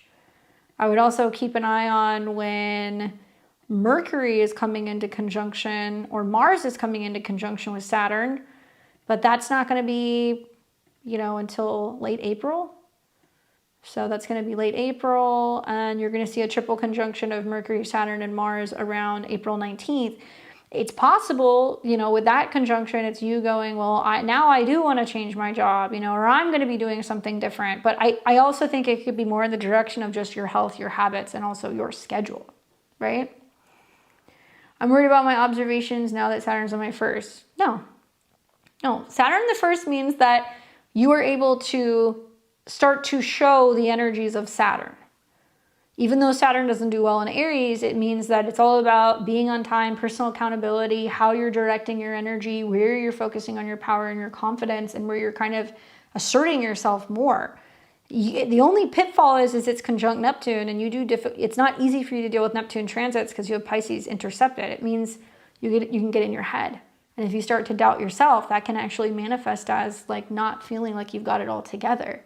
So that visualization, those pep talks, that sense of getting up and working on things and getting there early and being on time and being really diligent, that's the stuff that I think is going to be really good for you. But I wouldn't worry about Saturn being in the first house. I think about some of the transits I had when Saturn was in the first house. It was great. And in your chart, it's trining your Pluto and your Jupiter and your Venus, sextiling your sun. Saturn's not squaring anything. Like you've had much more difficult Saturn transits than Saturn sitting on your ascendant, and your ascendant is at a 6. So it's about your health, your habits, and also your management of your skills. But anything that doesn't get done is only going to not get done because you're not getting it done or you're not holding yourself accountable. So really it's about you not being like, oh, I have this or I have that, or, and I understand if you have, ADHD or if there's anything like that going on, that's fine. But now we're learning with Saturn and Neptune and Aries. We can't, just have this mentality that's like, oh, this is going on, so now I can't do it myself. We're breaking away from that. So I think it would be a wonderful time for you to start doing other things that's going to be teaching you how to be more assertive or how to be more physically active or how to be a little bit more confident, because it's going to carry into some of the stuff that you're going to be doing work-wise, right? Hopefully that's helpful for you. But you're coming out the other side, dude. You're coming out the other side. Pluto is a bigger problem than Saturn. I'm not so worried about Saturn as much as the Pluto transit. All right, so now we've got the people who came through PayPal. So we've got Artemis, Alyssa, and Anna. You're welcome. It's so funny, like I'm a Libra rising, so I sound so like mean now when I'm talking to clients, but now I'm seeing Saturn and Neptune sitting on my 7th house, and I feel like 90% of my days is like me letting, clients give me their spiel the first 10 minutes, and then I'm just kind of like, this is what you need to do. Like, I know it's like tough love, but I'm like, have your moment and, get it out of your system. And then when you're ready to show up and you want to be a big boy or a big girl, then this is what we're going to be focusing on. And it's hard, but I'm a Saturn Neptune person, so I know what it's like. And it's fun now having my natal Saturn in Capricorn. Having my natal Saturn in Capricorn, I'm getting all these like younger kids that are coming in that are going through their Saturn return, and they're like, I'm going to do this and I'm going to do this and I know this and I'm the shit. And I'm just like sitting there being like, dude, you don't even know. You don't even know. But I love you guys. I can definitely see the Aries stuff in myself too. I feel that. All right, let's open up the next person. So let me now get into my PayPal, which hopefully is behaving itself. All right, so where is Artemis? Artemis? It's a cool name. And you got in there early. You set your stuff a while ago, so thank you for your patience.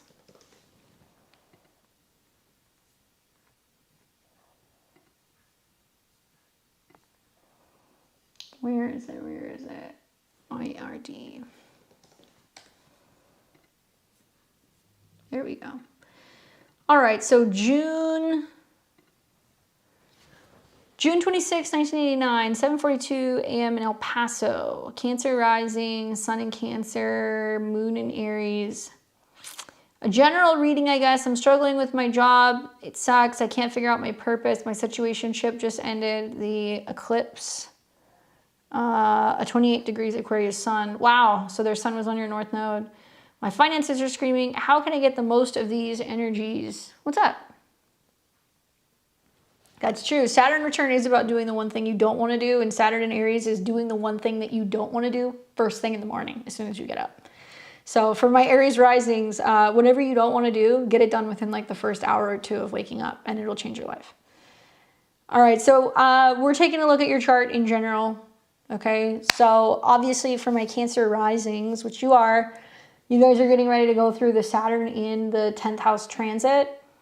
And I think that's a biggie because this is going to represent basically for the next 2 years where there is some bold new initiative that's taking place professionally out in the world. Okay, 10th house is your career and your status. Your moon represents your chart. This is about your emotional body. So Saturn is now waking up, coming into conjunction with your moon. And a lot of Cancer risings that have Aries placements, it materializes as some new cycle when it comes to your relationships, your intimacy or your finances, and also your career. So the fact that a relationship is changing makes sense because Saturn's conjuncting Neptune. So there's like a new identity emerging where you're like, okay, well, maybe we're not going to be in a relationship. I'm doing my own thing. And then you have the conjunction to Neptune, which is about your philosophy and your belief about work changing. And now you're going to be under a very big transit where Saturn is going to sit conjunct your moon. So Saturn is other people, moon is going to be you. And then it's going to come into conjunction with your midheaven. So that's telling me likely there's going to be a relational change and there's going to be a career change or the beginning of a career change that's going to start this year. It is all, for the most part, staying in your ninth house, though. So as it's sitting in your ninth house, the ninth house is about higher education, your belief system, college, certification, training, gurus, teachers, mentors. It's very likely when Saturn's coming into conjunction with your moon, there's going to be a very prominent relationship that's going to come up this year. And it may be romantic, but it can also mean there is like a mentor or somebody who ends up influencing you with where you're going with your career. Watch for that, I would say, in late March. Also watch for when Saturn hits your moon. So that's going to start in mid-April. And that may be pushing you to take on a leadership role or be doing some kind of work that's going to be management or something that's going to be connected to ninth house, travel, education, anything that deals with legal matters, things that are also connecting to, it could be legal matters. I'd be curious what you do and if there's been any thoughts about whether or not you wanted to change direction because you're going to have a Mercury retrograde that's going to be in that house as well. Like, if you initiate doing some of that stuff this year, then what you're going to find is that next year when Saturn eventually does go into your 10th house, you're going to be in a new position. And like, actually, it could be sooner. I mean, you could see that with Saturn trining Jupiter this summer. But you're going to be either doing something new or you're going to be working in a new field come spring of next year.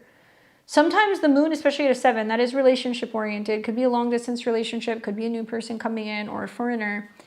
But it could mean that this is about you working with some kind of like, okay, 7th house, an astrologer, right? You're asking an astrologer, or you're talking to a headhunter, or you're working with somebody who does job placement.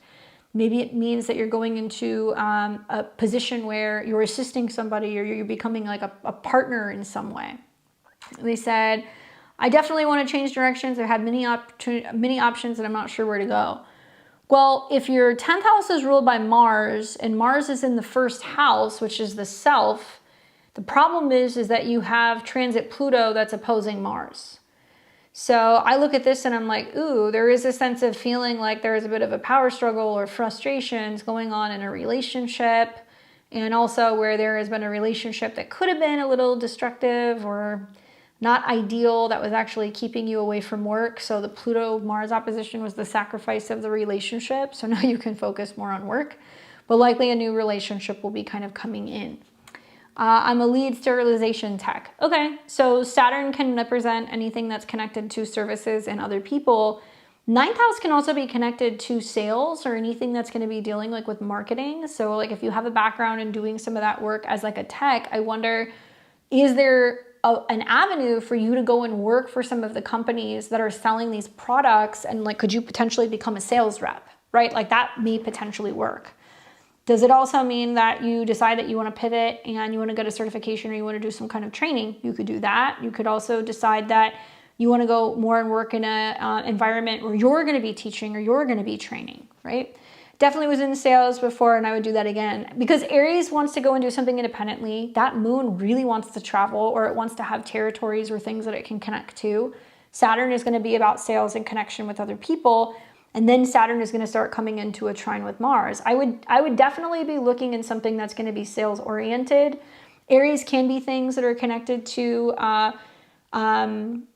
anything that's like metal. So if you're dealing with like medical instruments, things that, you know, obviously need to be sterilized, or anything that deals with scalpels or cutting or blades, that's possible.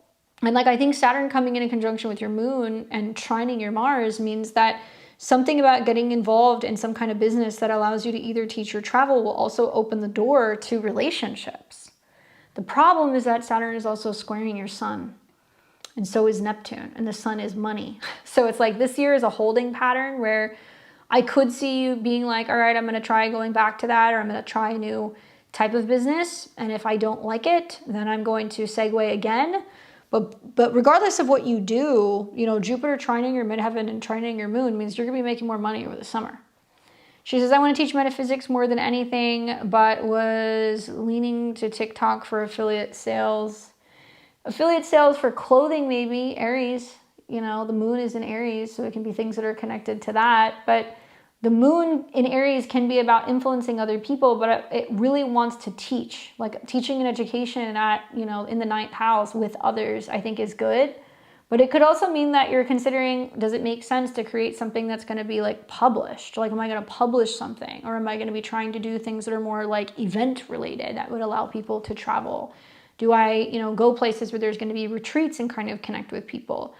Your career is going to be more established next year, but it's going to take Saturn having to come back into Aries and then making some trines to Jupiter. I mean, I think that you're better off this year with Saturn conjunct your moon with getting serious about whether or not you want to take on a mentor, or if you want to be a mentor, or if you want to publish something, and trying to find a way to get a job that's going to allow you to either teach or allow you to travel, because it's going to satisfy your moon needs and it's going to allow you to make more money. Then you can start to pivot and start to make some decisions down the road about whether or not you want to make some bigger job changes, which would most likely be coming the spring of next year. But all in all, I mean, my homework for you would be go and learn about an eclipse on your North Node. That's what you're about to have. The North Node in the 8th house is a prominent transformation and change and opening the door to bringing in more money. Ruled by Uranus. Uranus is in your 11th. How can you find more ways to make more money through your audience? So you might see certain products are going to be selling more, or you might start learning about investments or things connected to crypto, stocks, bonds, that kind of stuff. And there's about to be a definitive shift with your audience. So other people might suddenly start be wanting other products and other things. And if there are products that you want to get affiliated with, you can, but clothing would work because clothing is generally the moon. But I think you're in a holding pattern this year where Saturn and Neptune are squaring your sun, and it's a lot of how do I want to make money? What do I want? And I would say for stability's purpose, find something that's going to be stable that you can do for right now. Use the Saturn retrograde later in the year to reevaluate what direction you want to go in. And you'll probably start doing that closer to about August. Then you'll be doing that again the spring of next year. My dad in Aries wants me to do crypto and fractional real estate. Be careful with the fractional real estate.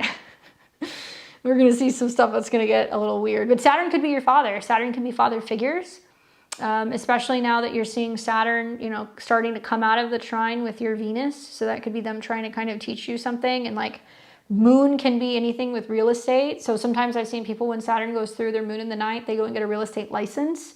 But I'd be really cautious with taking too many risks, because Neptune on your moon means that that may not be your calling. And how you make money is the sun, and the sun's conjunct Chiron and opposes Saturn and Neptune. So it's like if you were to get involved in some of the stuff that your dad wants you to do to make money, I don't think you will like that. Personally, I think so much of Saturn going over your moon into the 10th house is defining what you want to do on your own outside of what you can do through family, right? So hopefully that's helpful in giving you some insight. Very, very challenging things you're integrating here. Between Pluto in opposition to your Mars and Saturn on your moon, you know, there's always this part of you that's like, do I do what my mom wants? Do I do what my dad wants? Or do I do it my own way? And when you have the moon in Aries squaring the sun in Cancer, there is a side of you that wants security and you want the safe way, but then there's a side of you that's like, I'm going to take a risk. And I would say these are the years that you take risks, right? Publishing could be a great way to do that with Aries. It can actually be a way for you to start publishing courses or selling ebooks or things like that. All right, let's see, who do we have next? We've got Alyssa, and then we've got Anna, and then we've got Tiara. And thank you guys for your patience. I appreciate it. I want to make sure everybody gets their reading. All right, so let's see what Alyssa says.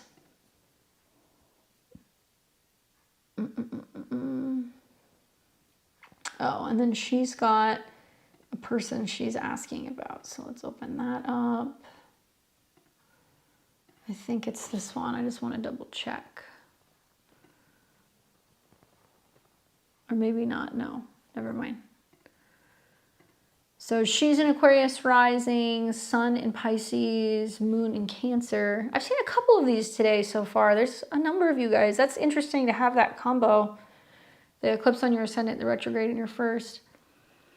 All right, so Alyssa says, 3/18/95 in Elk Grove. I'm preparing for changes in my career to come very soon. I'm a leader and have been told I am top talent in the team. Give it to me straight. What do you see with my upcoming changes with my career? Okay, for some reason I thought there was someone else. All right, so, well, your career is going to be your 10th house, which in your Placidus chart is going to be ruled by Jupiter, and you've got Jupiter already in the 10th house natally. And in this next year, Saturn, your chart ruler, is now going to be getting up to about 14 degrees where it's going to trine your Jupiter. What does this mean? She's going to work hard for the money, right? Saturn in the second house. There's also this sense of value. Like I feel like Saturn going through the second house, like you work hard for things and you have to prove yourself and you have to build it yourself. But then when you start seeing Saturn syncing up with Jupiter, you're going to have this sense of pride where you're like, yeah, I did that. And you'll start feeling that basically around June, July. And Saturn will bring structure in your beliefs, your values, communication, how you're kind of communicating and directing a team, how you're speaking out. And then you're going to be trining Jupiter, which is going to bring you more money. So I think it's wonderful. And a lot of Pisces are going to go through that too. So I noticed that you're like a Pisces sun. So it's a lot of like, you know, having this kind of reworking or this renewal of self-esteem and like also values. Saturn is going into your second house. So the one thing that I would say is that nothing comes easy when Saturn's in the second house. You may make more money, but you still need to be conservative and you need to budget. And also there is a sense of you really needing to focus on making your own way. Now what's cool is that not only is it going to trine your Jupiter, so it's going to expand your resources and make you more confident, but it's also going to sextile your ascendant. So it's going to be about kind of leading a team, bringing people together. The eclipse is there. It's about to be on your Mercury. So it does tell me that it can be bringing in, you know, working closely with one-on-one people, with clients. It can also materialize as some changes with relationships. And then you're going to also see that as Saturn is kind of moving through Aries, it's now starting to sextile your Venus, and mostly your Venus this year. That's where you're going to see some of the strength. So wow, Saturn's actually going to finally, after so many years, start making some nice aspects in your chart. And Saturn's also going to trine Mars. So look at this fire trine that you have. This is money, this is work, this is status. So the fact that it's going to trine means that things are just going to be like go, go, go, go, go for you this year. Jupiter being the ruler of your 10th house, I'm also watching Jupiter. So right now, Jupiter is in your 5th. And that means as it's been hovering in your 5th, it's retrograde. you've been tapping into what your emotions are telling you, and you've been like going in the direction of where you feel emotionally called. That can be with work, that can be with relationships, that can be with hobbies. She says, I work for a big content brand. They're building a brand for me. I do client work, but we're talking about pushing it more in the content media direction. Well, and this is being creative too, right? In the whole sign Aquarius rising charts, you're going to hear about Saturn, Neptune going into the third house, where you're pioneering something with media. And you are doing it, Saturn, and you're doing it in a new way, 0 degrees. Neptune is also going to be about this artistic talent, what you're doing with videos, what you're doing with music, what you're doing with sound. And it may start as you doing it yourself, but it will materialize when it starts trining Mars as then like building another department or building a team, and then bringing in somebody else probably to support you or to like assist you, or being able to kind of hire other people, which you may start to see over the summer here. So August, when the eclipses are happening here and it's trining your Saturn. And so if you've proven yourself and the fact that you can do it as like a one-woman show, and that you can really start to kind of push the envelope and do what you need to do, then they're going to bring you other people. Challenges, I would say, probably the biggest challenge this year is that Saturn is squaring your moon. So it's almost like, at least my interpretation is that you're doing something that you're good at doing. You're going to work your butt off. You're going to definitely be tested when it comes to deadlines and media and communications. But the moon in the 5th house likes to create for the sake of creating, right? And Jupiter's there where you're like, I like doing this, it's fun. But you'll find that there's going to be a sense of you doing so much of something that you just like to do that's creative that it may feel a little monotonous. It may feel like it's not as fun anymore. And you may also feel like that there are some challenges and difficulties in communicating and expressing what you need to other people who will then come and, work for you, because the moon represents your 6th house. So it's going to be about fellow employees, and it may be easy for you to do, but you start getting kind of burnt out, or it's hard for you to kind of keep up and maintain. And then you need to bring other people in, and you're trying to find ways to communicate and tell them how to do what you've been doing. Even though it's easy for you, other people are going to be like, what? They're not going to know. So it may be a little agitating. So I would say the key here would probably be make time for creative hobbies, so you're not feeling so creatively burnt out. Do that especially in June, July, and August. And there will be a sense of you feeling like you're getting more involved in the things that you're doing that might be outside of work, or like kind of dating related stuff. And she said, do you think other people will be what bring me inspiration? Well, yeah, Jupiter in your 5th house can be that, but it's going to be more about you going, I'm going to do the things that feel right emotionally. And it's not very clear yet because Jupiter is not direct. But when it's direct in March on, it's going to be more about kind of following your gut instincts and being like, I'm just going to do what makes me happy, whether it's a hobby or if it's somebody that I'm dating or if it's just feeling like I can have more playtime. You still need that until Jupiter leaves your 5th house. And then you're going to see an expansion of your work and also your relationships. You could see a redirection pretty much March through August in your love life or your relationship life, particularly in June going into July when you start to see the retrogrades. A lot of Pisces placements, when they have those retrogrades, are going to be like, do I want to get back into dating? Am I ready? Am I reconnecting with somebody? Am I just putting myself back out there? And then boom, eclipses start coming in through your 7th house, which is very strong for relationship energies, and it's going to trine Saturn. And it's also going to represent where people from the past can come back, but it can also mean that there is this renewal of old relationships. And so if there are people that, you don't want to be with in the past, you don't have to, but it could be people who are working through stuff and now they're really ready to be in relationships. Yeah, you have to do what makes you happy and fulfilled. Jupiter is in your 5th house, right? So listening to Pisces horoscopes, even though you're in Aquarius rising, is what I would regularly be doing, because it's picking up some of the transits of what's actually going on with the Pisces transits, except for the eclipse that's about to be on your ascendant. And those eclipses, I feel like, even though they're a little overwhelming, they're good because it's like hitting reset. So it's going to sit right on your ascendant. So you're front and center, everybody's seeing you, and it's on your Mercury, and Mercury is going to represent, how you're communicating and expressing your emotions or your relationship to family or your relationship to change. So embracing change, I think, might actually be like a really good thing. I think you told me in the past that my ex might come back around, but he's really toxic. Yeah, you'll have Aquarius risings are going to have several retrogrades that could potentially bring exes back, but you need to see something really strong going on with the sun for a relationship to come in, and you're going to see right around the late spring going into summer Jupiter is going to trine your sun. So I think that some of the best stuff is yet to come. Look for that basically more or less, I would say May through August is when there's going to be new relational dynamics that are going to happen. And it's cool to see both the Aquarius and the Pisces like linking up where like the changes are fluid, changes with self, changes with work, changes with relationships. They're all kind of saying the same thing. But unlike recent years where you've had Saturn and Neptune that are, you know, in Pisces, and also Uranus that's been squaring Mercury. I mean, there's been a lot of things in this chart that's been quite difficult.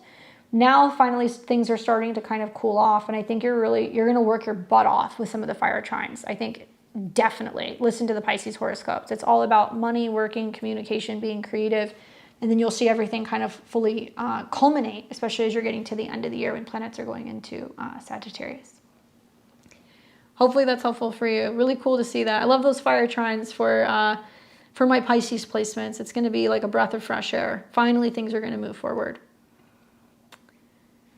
All right, we've got Anna, Tiara, and then Yolette.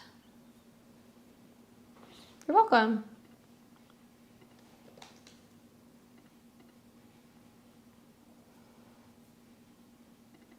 What's up, Anna? Anna, are you here? Because I noticed I did not get your birth time. I meant to say that at the top of the video.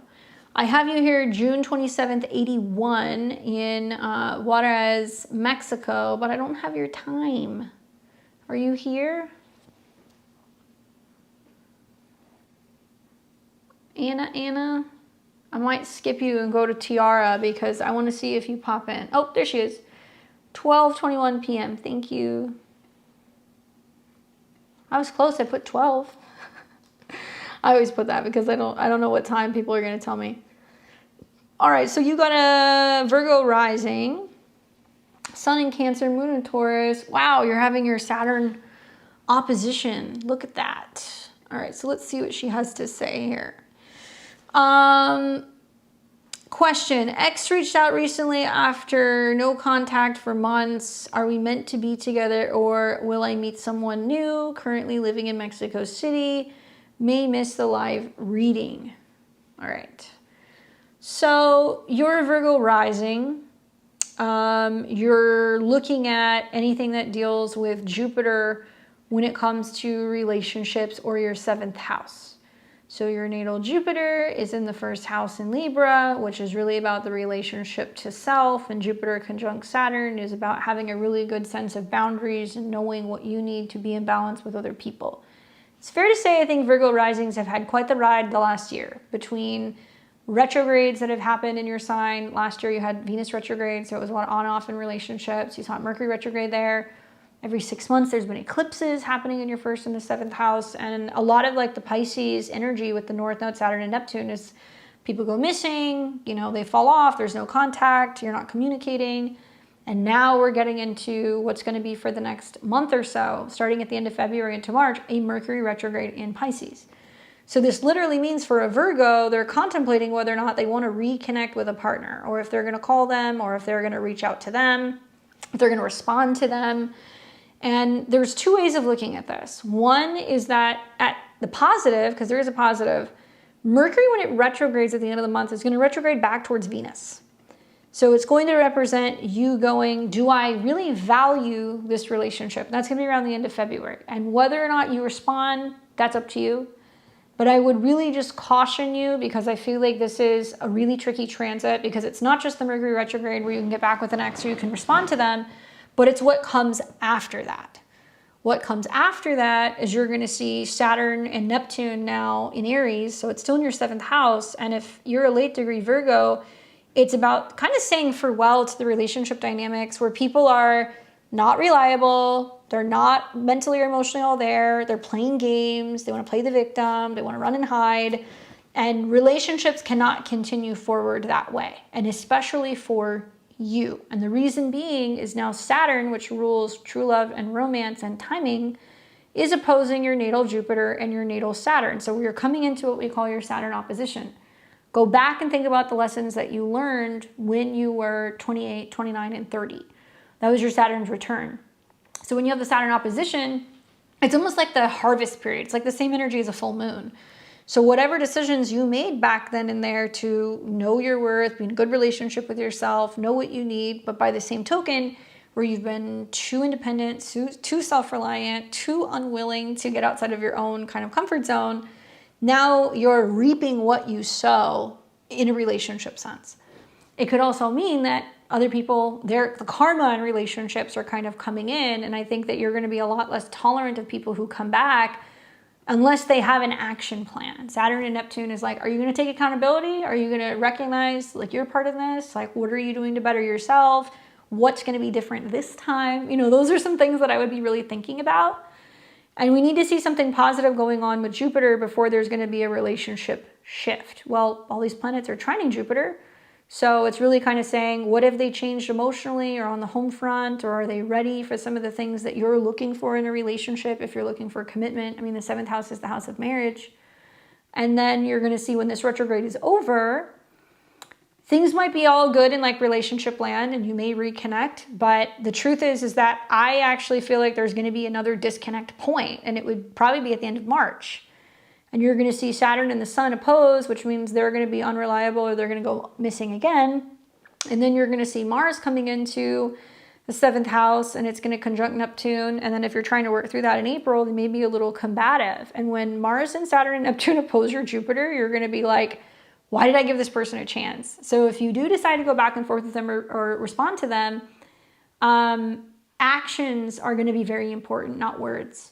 And words are very important for Virgo risings, but action is more important. Pay attention to their actions, not their words. And they need to actually actively and consistently show you that they're reliable. And they need to do that pretty much February all the way until May before I would even remotely start to take them seriously. And even then, you know, throughout this year, Neptune will oppose your Saturn, which means they may be reluctant to want to commit or communicate what they can and cannot do commitment-wise, and they're still going to be a little ghosty.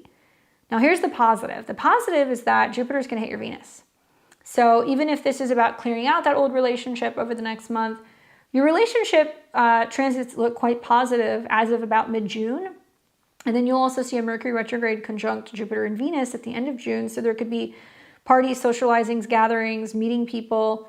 And when you start to see, as you get into the summer, when planets are in your 11th house trining Saturn, I think relationships will stabilize, or there is a sense of meeting people through new communities or through friends. And then there's going to be better relational kind of dynamics that are kind of going on.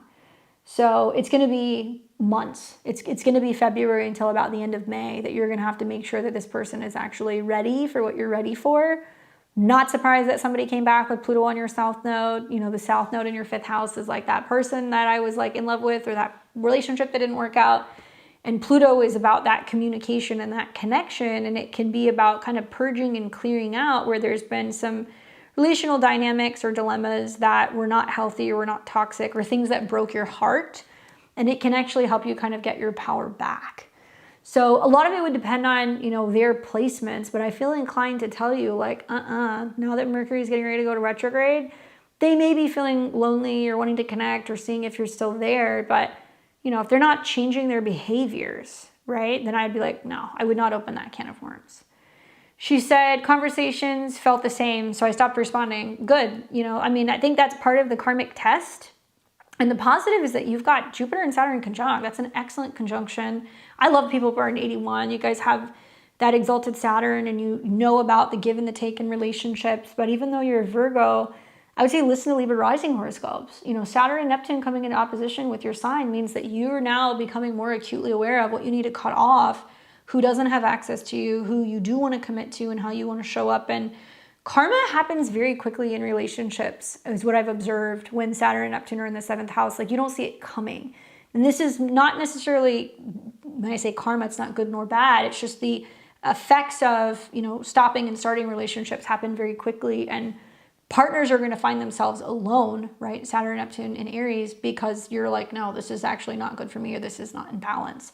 So really knowing your boundaries and knowing what you will and will not tolerate, I think, is a big piece of the puzzle. And take your time between now and May getting to know new people, but watch for some of the positive changes that'll happen over the summertime.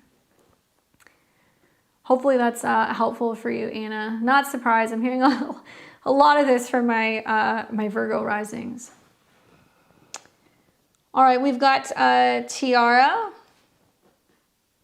He wanted validation from me. Yeah, it makes sense. That's like the Pisces energy. No, it's probably because he was just expecting to hear from you and he hasn't heard from you. And so he's like, hello, did you forget about me? I'd be like, who are you? All right, let's see what Tiara says. Oh shoot, where is my PayPal? Did I lose it? Where is it? Where is it? There it is. All right, let's see what Tiara says.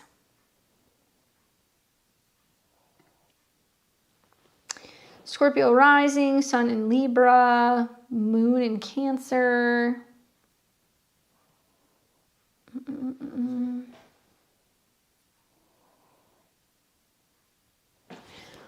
All right, October 16th, correct. All right, she says, thank you, love is in the air, so many secret admirers. I feel the energy intensely, but individuals here aren't here physically. The men swarm in person too a lot, but no emperor power follow through.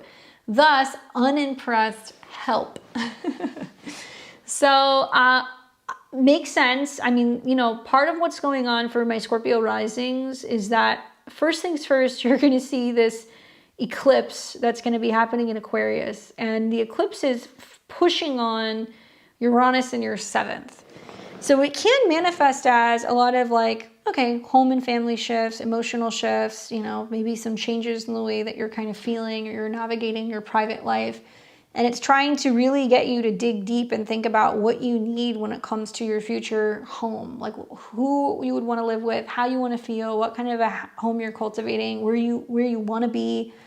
And it's going to be squaring Uranus in the 7th. So it's really saying you're kind of really reflecting on what you want in the long term and getting out of outdated kind of relationship patterns. What's nice is that as a Libra, this is trining all your stuff. It's trining your North Node, your Sun. It's very social. It allows you to connect with new people. It also allows you to really focus on finding the balance in your more platonic relationships, not just romantic relationships. Venus transits are going to kind of determine what's going on with relationships for you. So if you look at your chart, Venus is in Scorpio, obviously in the 12th house. Pluto is coming into a square with your Venus, although you'll see that perfect next year, which will probably materialize as some bigger changes like a move for a relationship. And you're watching Venus go through Pisces. So if you listen to the Scorpio rising whole sign predictions, it's like Venus is in exaltation in Pisces. It's in your 5th house, you know, theaters, music venues, bars, going out at night, meeting people in like, you know, art kind of venues and things that are connected to galleries or things that are connected to just like places at nighttime. And it's in its exaltation. And it's also starting to come into conjunction with Mercury, and Mercury will retrograde. So that means a lot of Scorpio risings are going to be either reconnecting with soulmates, reconnecting with people from the past, getting back into dating, starting to get clarity about what they want, and deciding whether or not they can go deeper in a relationship. I would be watching when Venus is trining Jupiter at the end of this week, because you're going to have a very unusual transit where Jupiter is in Cancer only once every 12 years. And Venus is in Pisces once a year. So this is the one time that we're going to see this, where you're going to see the trine. So it's going to be sextiling your 7th, and it's going to be trining your 9th. And that's about going deeper in intimate relationships. And so there's something kind of going on Sunday. Saturday, Sunday, I'd be keeping an eye there. And then you'll go through the Mercury retrograde. That's going to be technically in your 4th house. You may see it about revisiting or reevaluating dating, but it's going to be more on like the home front. And then there is a sense of getting more serious with relational dynamics after Venus breaks away from Saturn. So I think that's going to be kind of more here around the beginning of April. And it does look like there's a possibility of somebody new coming in with all this Aries energy in your 5th, or somebody who's younger, or somebody who's athletic. And this also for Libras represents a huge turning point in relationships as well. I think Libras just in general, knowing that Saturn and Neptune are going into Aries, is like a sense of being like, you know, what am I willing to sacrifice for relationships? And do I have to commit to certain people? You know, can I be a little bit pickier? Do I have to always be available? And if you notice, it's actually opposing your Chiron and your Mercury. So it's about moving out of being in this situationship or being friends or friendly or maybe dating people who are kind of dating around. And it's more focusing on, yeah, I want to be like the main, I want to be like the main player, right? Like I want to be like chosen, or I want to be worshipped, or I want to feel all that like love and that romance. And relationships can get pretty good, especially when you're getting out of some of this swarm of planets in Aries in April, and you're finally going to see Uranus leave your 7th house, whole sign. So relationships actually start to kind of stabilize. Saturn and Uranus will kind of still be in a slight sextile with each other this year, and relationships can pick up very quickly, especially over the summertime. But unless there's a really positive, strong transit happening to your Venus, you're not really going to see a lot happen. And what's happening is Pluto's getting up to 5, so it's squaring your Venus. So it's a lot of intense conversations, you know, focusing more on like the intellectual kind of connection, making sure you guys are on the same page in that dynamic. I've told a lot of my Scorpio risings, if you want to meet people, you got to either travel or you got to meet people through education or things that are going to deal with like culture, because the trines are going to be to Jupiter this year from Pisces. And long distance relationships are possible as well.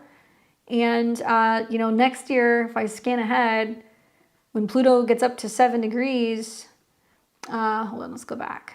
So 2027. So when Pluto gets up to 7 degrees, that's a relationship degree.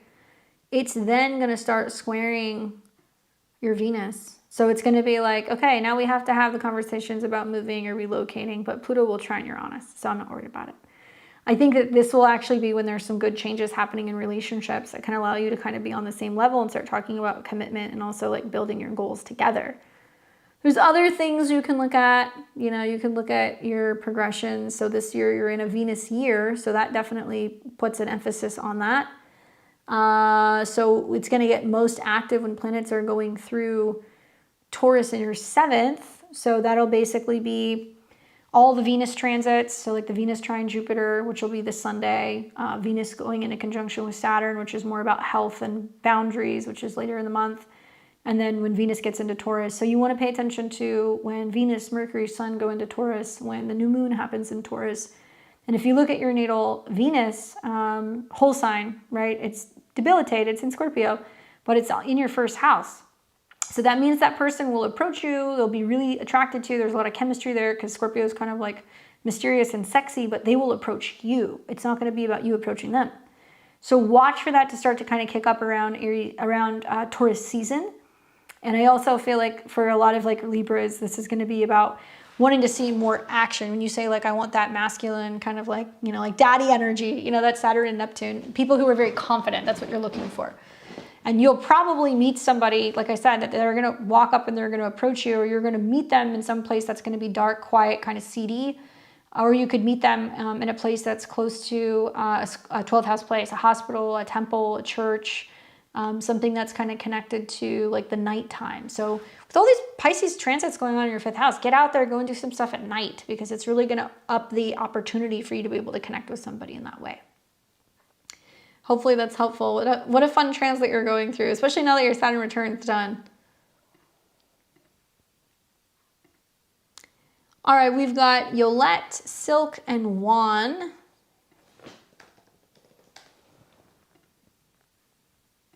All right, so let's see what's up with Yolette. Hi, Candace. I love how you don't sugarcoat things. Would like to know what's in store for me with this eclipse. I have so much going on. I'll let the chart do the talking. YOLO. 813, 84 in Miami. Love that. All right, well, let's see. So you want to see what's going on with the eclipse. Obviously, ruled by the sun, opposing your sun. There's a lot happening here. So first of all, the first thing that I would focus on is not necessarily what's going on with you, is what's going on with other people, right? So husbands, partners, committed relationships. The 7th house is about open opposition, but the late degrees of the 7th house is going to be more about marital partnerships and relationships. Aquarius can be friends. 7th house could be your astrologer, could be your therapist. So these are going to be the people who are going to be kind of highlighting some of this stuff. And naturally, being a Leo rising 1st house sun, there's a lot of, what about me? You know, and I think you can do partnership stuff well. I don't think that's an issue for you because you have the moon that's in opposition to your sun slightly.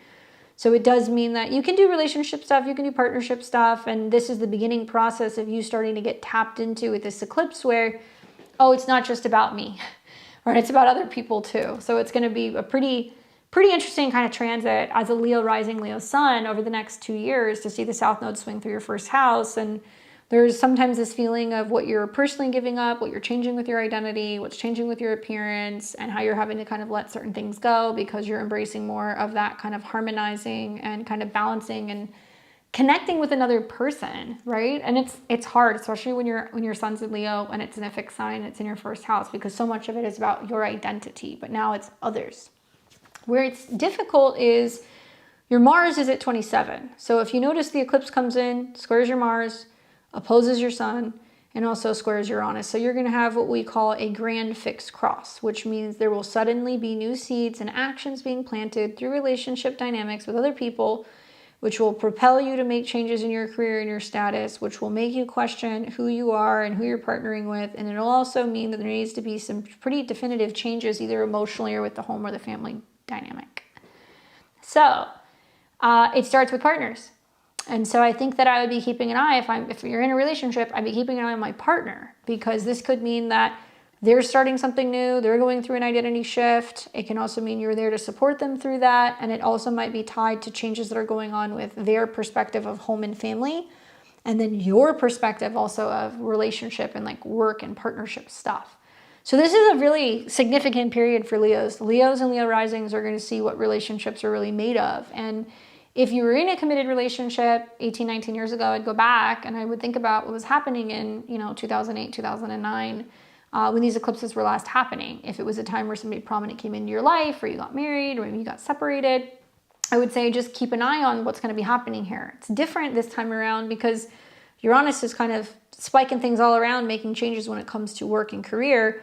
And now Pluto is coming into Aquarius. So really, a lot of Leo and Leo risings are going to be the most successful if they're focusing on unions and business partnerships, or working with their partners, or embracing change in their relationships, because I think it can be a good thing. Also, you can see partners that are just having a really difficult time, so I have to kind of put that out there as well.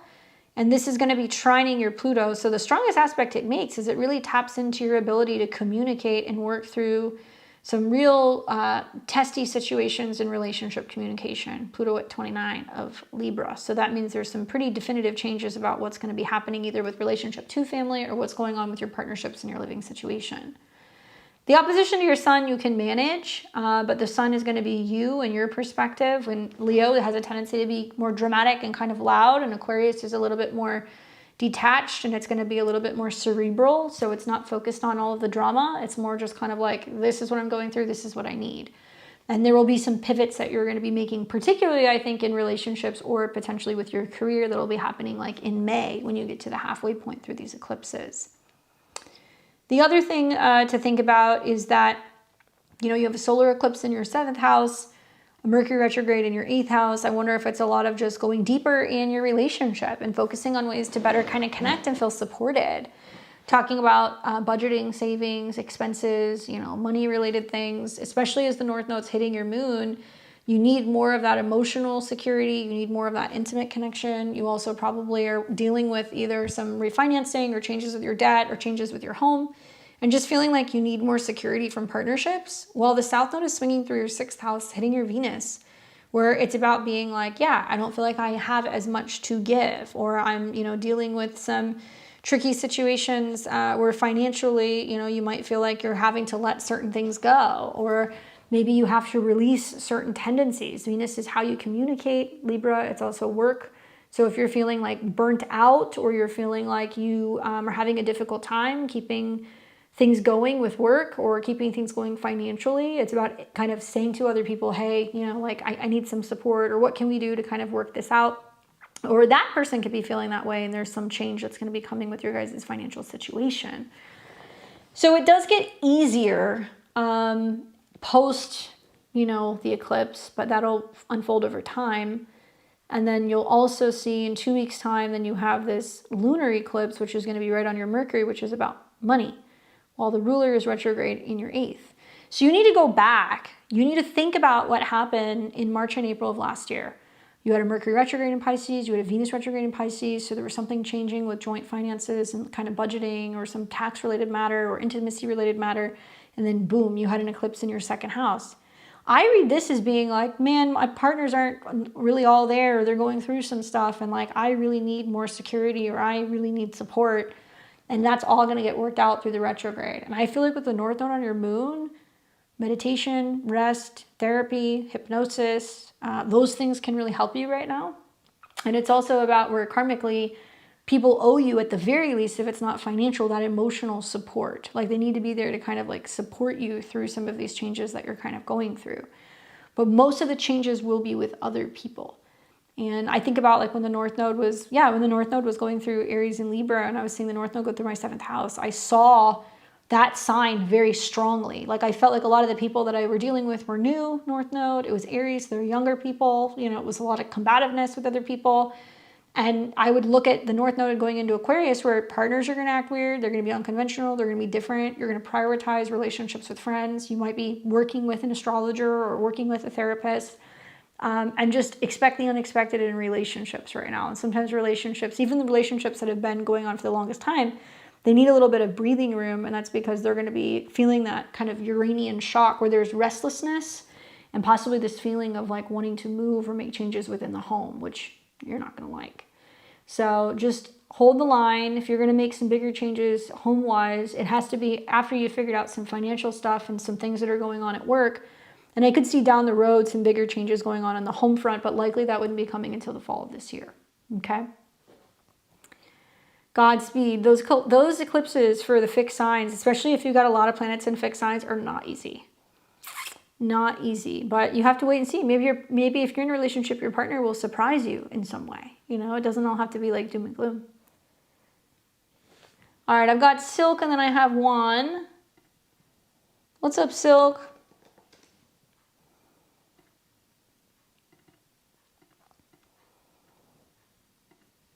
Cap rising, sun in Cancer, we've got that moon in Aquarius, and of course you're going to ask about the eclipse on your moon, right? A few months ago you recommended I get a reading for February, and I'm back. I'm really calling in love this year, and I love a forecast for the next few months in terms of love and how I can best call it in. Well, I recommended that you get a reading around this time because you're having the eclipse on your 7th house Lord. Thanks, Yola. I appreciate it. So here we go. Solar eclipse on top of your moon. Moon rules your 7th house. Solar eclipse is a new beginning. 2nd house is what you invest into, right? So it's what you're buying, what you're eating, you're consuming. But suddenly there is this, oh, I want that, right? I'm really emotionally tapping into and focusing on the values of relationships.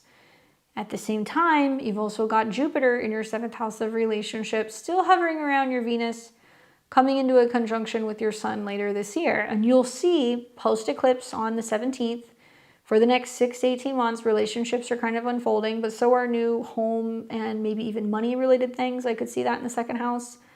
And maybe something new is emerging where you're valuing different things. Like Moon in Aquarius is like, I want somebody who I can really intellectually connect with. I want somebody who shares the same kind of unique and unconventional values of relationships, or that same freedom, or that same connectedness. And it's going to get interesting here because not only are you seeing the eclipse, but you're seeing planets going into Pisces, which is going to be about communication, trining. So online dating, short distance trips, writing letters to future partners can be very strong. And we need to see something significant happening with your moon for there to be a relationship cycle that's coming in, or your 7th house. So the eclipse comes in right on your natal moon. So that's very big. And then in a couple of weeks' time, when Jupiter goes direct in mid-March, it's then going to come into conjunction with your sun and trine your Saturn. So that makes me feel like dating is definitely on the up and up, especially anytime from, I would say, the end of April all the way through July, even August. And there will still be a Mercury retrograde in your 7th house, but it's going to trine your Saturn, and then the North Node is going to hit your moon. So it means now it's fulfilling some of the themes of the eclipse that we will have here in February. And I would imagine by August with the North Node conjunct your moon, somebody's here. So it's going to be like boom, boom, boom. The only challenge is that this eclipse is squaring Uranus. So it does mean that there's possibly going to be new ways of you connecting with people. Like the second house is what you invest or what you buy or what you value when it comes to love or creativity. So you might be like, well, I am willing to spend a little bit of money to, you know, go on a dating website or to just try new hobbies or maybe to travel a little bit and try to connect with someone. And so it does not guarantee that you're going to get there kind of like the linear way, but you will get there. I think Jupiter being in your 7th house and eclipse on your moon is like guaranteeing these things.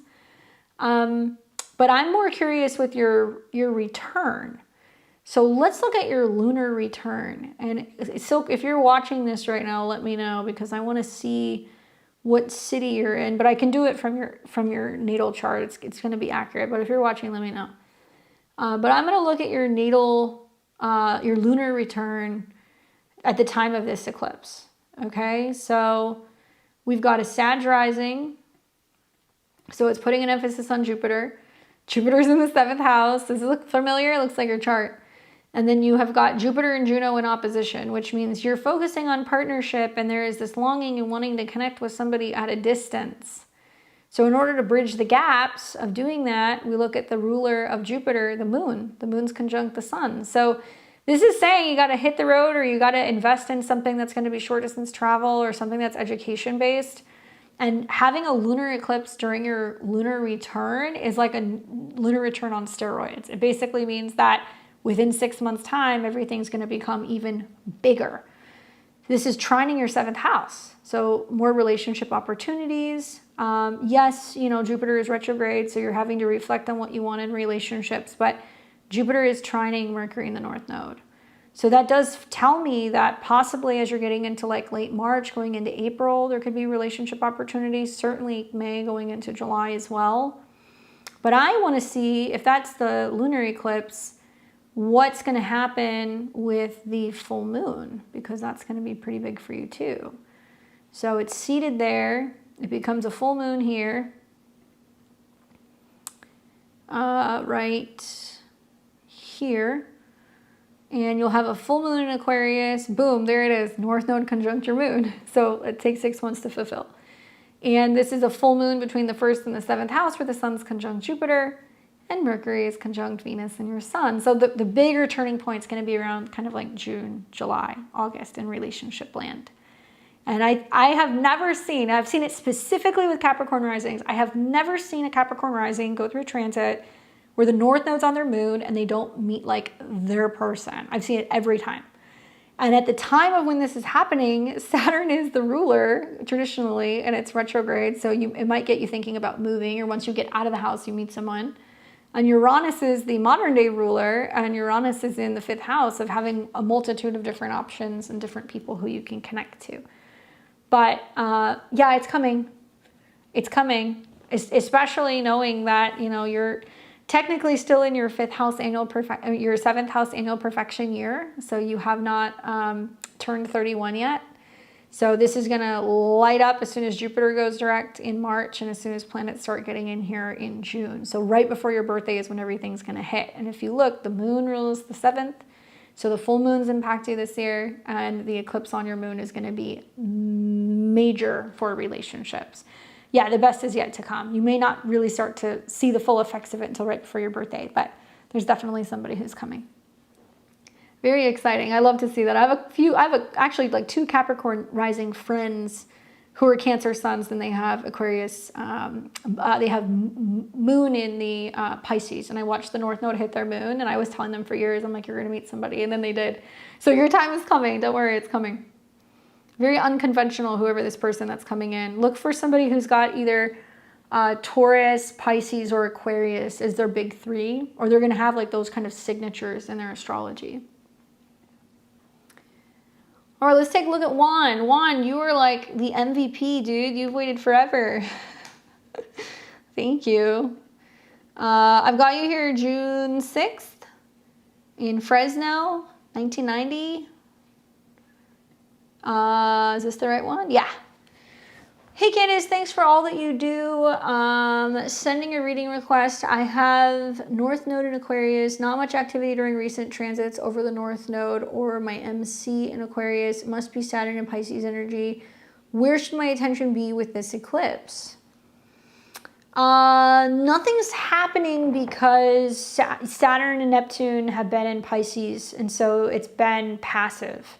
So until you see Saturn that starts making an aspect to your North Node, like Saturn conjuncting your Mars, which is going to be more about that action that you're taking within communities and going after your goals and like really focusing on new things that you want to initiate. You know, it can be a little difficult because obviously Mars rules your 12th house. So you'd be kind of questioning or feeling kind of lost with what your purpose is or who you're supposed to connect with.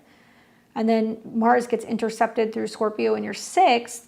So it's a lot of like, well, who do I network with? How can I see growth in my career? You know, who am I supposed to be connecting with? Who are my friends?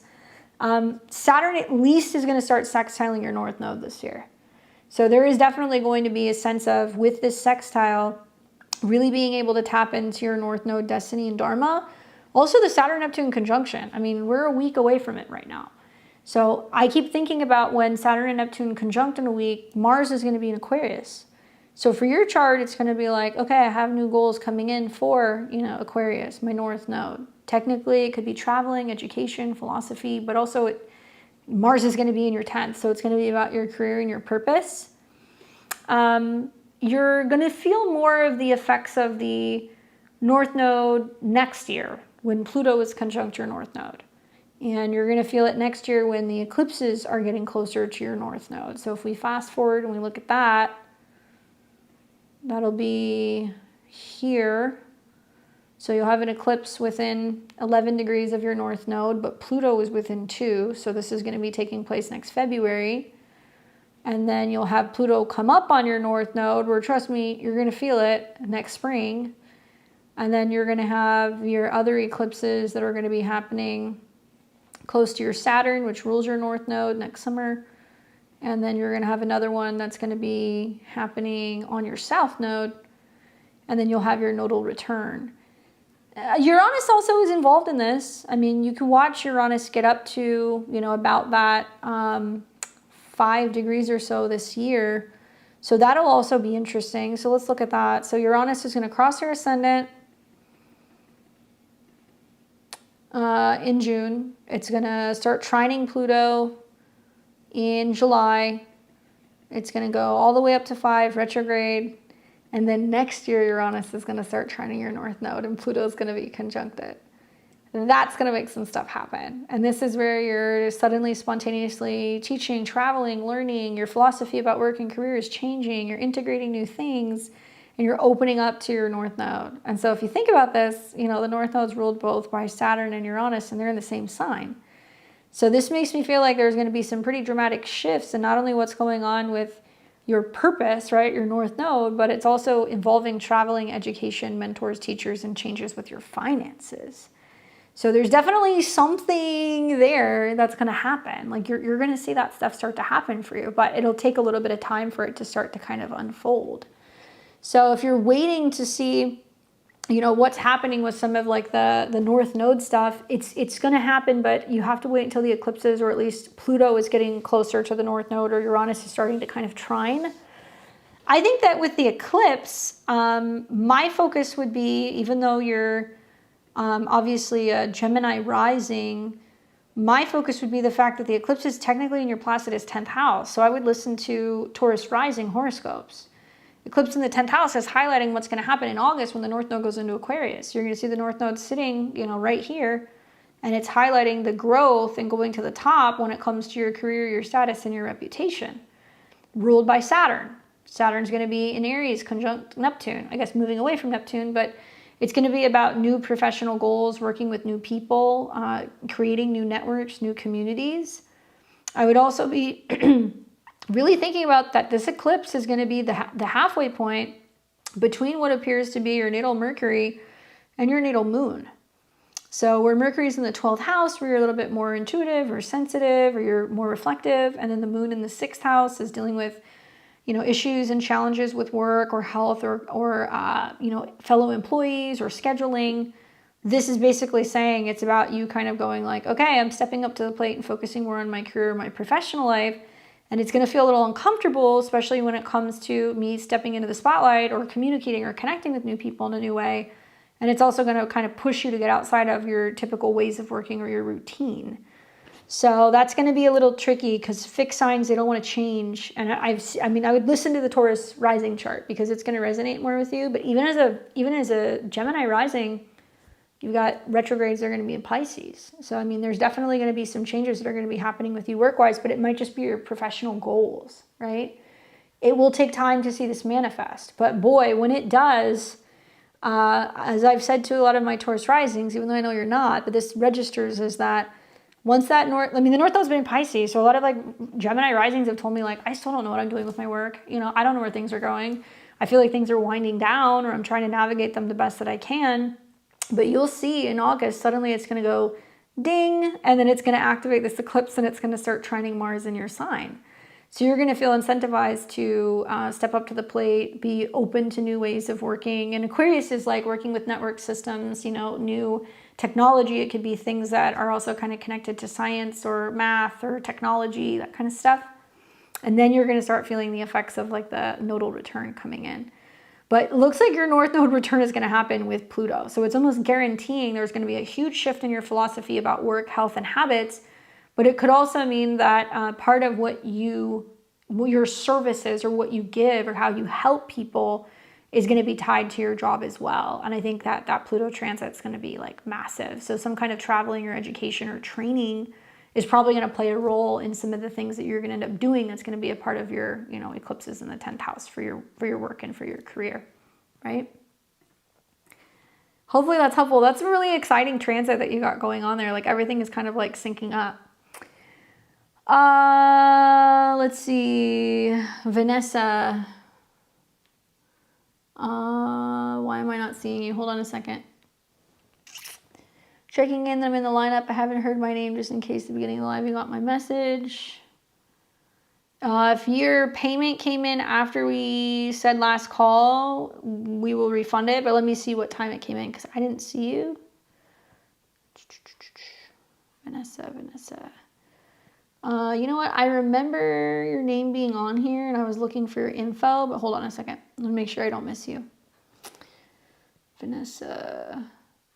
Yeah, I see you here, but you didn't put your information. So let me pull you up and I'll add you here. There was no question in the memo. So you need to send your birth information and you need to send your question when you make the payment. I do think that I have you. So if you can send me your question, that would be helpful. Let me add you to my list because I remember making a note of that, but I think I erased it.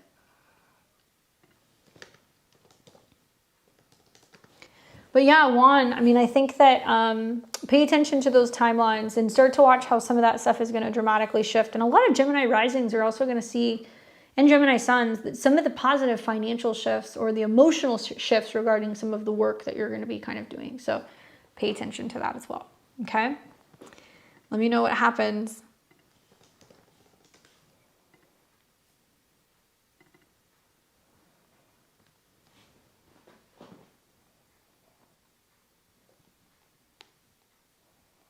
I'm scrolling up, seeing if I can see you here. Vanessa. Let's see, did you send it? Milton. Okay, give me 1 second here.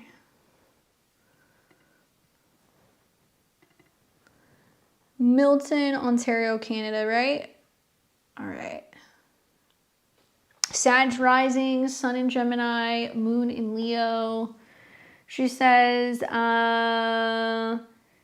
yeah, in the future, just put it in the memo. So there's like a memo when you go through PayPal, you can just send it there so I can see it. This eclipse will be conjunct my North Node in Aquarius at 29 degrees. I'm curious what stands out with you, especially considering it's squaring Uranus and Mercury. Got it. No worries. All right, so you're Sag rising. Well, I would say arguably, at least in my opinion, an eclipse that's going to be conjunct your natal North Node is very, very, very, very, very important. You don't see them happen that often. Obviously, this is even more significant because it's signaling the preparation for your nodal return, which will be happening in like August of this year. So this is the precursor to that. Honestly, kind of looking at this, I really feel like the focus that I would really put on this is whatever new things are coming in, you're working with for the immediate next like 6 to 12 months. So first things first is the North Node. Okay, so the North Node is usually, at least in my experience, the thing that we're like, how do I do that? I fear it the most. It seems uncomfortable. You don't know how to achieve it. It seems really out of the box, but where that is where the growth is, that's where the evolution is. So Aquarius is unconventional, different, unusual, things that are good for humanity, things that are connected to technology. And this is going to be sitting obviously right on the North Node, and the moon is connected to the nodes. So you're instinctively and intuitively tapping into, because it rules your 8th, things that you're writing, things that you're learning, things that you're channeling, stuff that you're talking about, anything that's kind of connected to that. And I would say start writing things down. Keep a journal. That's number 1. Number 2, the 3rd house is learning, right? So there can be a sense of you going, I want to learn a new language. I'm learning a new software. I'm learning about astrology, maybe Aquarius. And it might mean that you're picking up books, watching videos, that you're taking short courses. And the 3rd house is siblings. It's also cars, anything that's connected to documents, things that you're signing. So when this conjunction happens, the ruler or the dispositor is both Uranus, which yes, is right on top of your Mercury. So it's definitely going to be trying to challenge the way that you are getting work done. And I've said this to my Sag risings. I'm like, dude, technology, like an eclipse in the 3rd house is, using like AI to your benefit, where you can streamline health things because it's squaring Uranus in your 3rd, tracking food, tracking steps, tracking your habits, integrating it into your work so you could be more productive, you can get more things done. This also might be implying, because it's squaring your 7th house lord and your 10th house lord, that it's pushing you to communicate and connect better, so that way you can make more time for, relationships, or you can make more time to kind of do some of the things that you want to do, like professionally. So it's going to be good in that regard. Saturn is your traditional ruler here, and it's in the 2nd house. So it might be making money through something online, through writing, or something that you're kind of sharing. And Uranus is the modern day ruler, and they're both in the same sign. So you're very Saturnian with all that Capricorn that's kind of sitting in your 1st house. And obviously it opposes your Venus and your Chiron. So there's been a lot of I think with like Saturn conjunct Neptune, you're born with that conjunction. I was listening to somebody who was talking about it today, and they were basically saying yeah, people who had the Saturn Neptune conjunction, if you were born with it, it's been like 36 years of karma in that area of your chart. For Sag risings, I see that as a lot of karma in regards to money issues, self-esteem issues, not feeling confident, not knowing how to break through, not being able to feel like you can budget, and not feeling like productive. And so now the next Saturn-Neptune conjunction is taking place in Aries, which for Sag risings can be really good for creative hobbies, dating, children, self-expression. For you, it's in the 4th house. So now you're moving away from some of the financial or self-esteem related matters. Now you're moving in the direction of, I want to get established. I want to feel like I'm building a security, kind of a secure home, focusing on my dream space or my kind of dream living situation. So the eclipse might actually prompt for you talking to your siblings, going on trips, considering maybe moving. You might see that kind of come down the road. And it may not be until the full moon happens in like 6 months. It may not be until the nodal return happens, but it looks like your nodal return is happening right around here.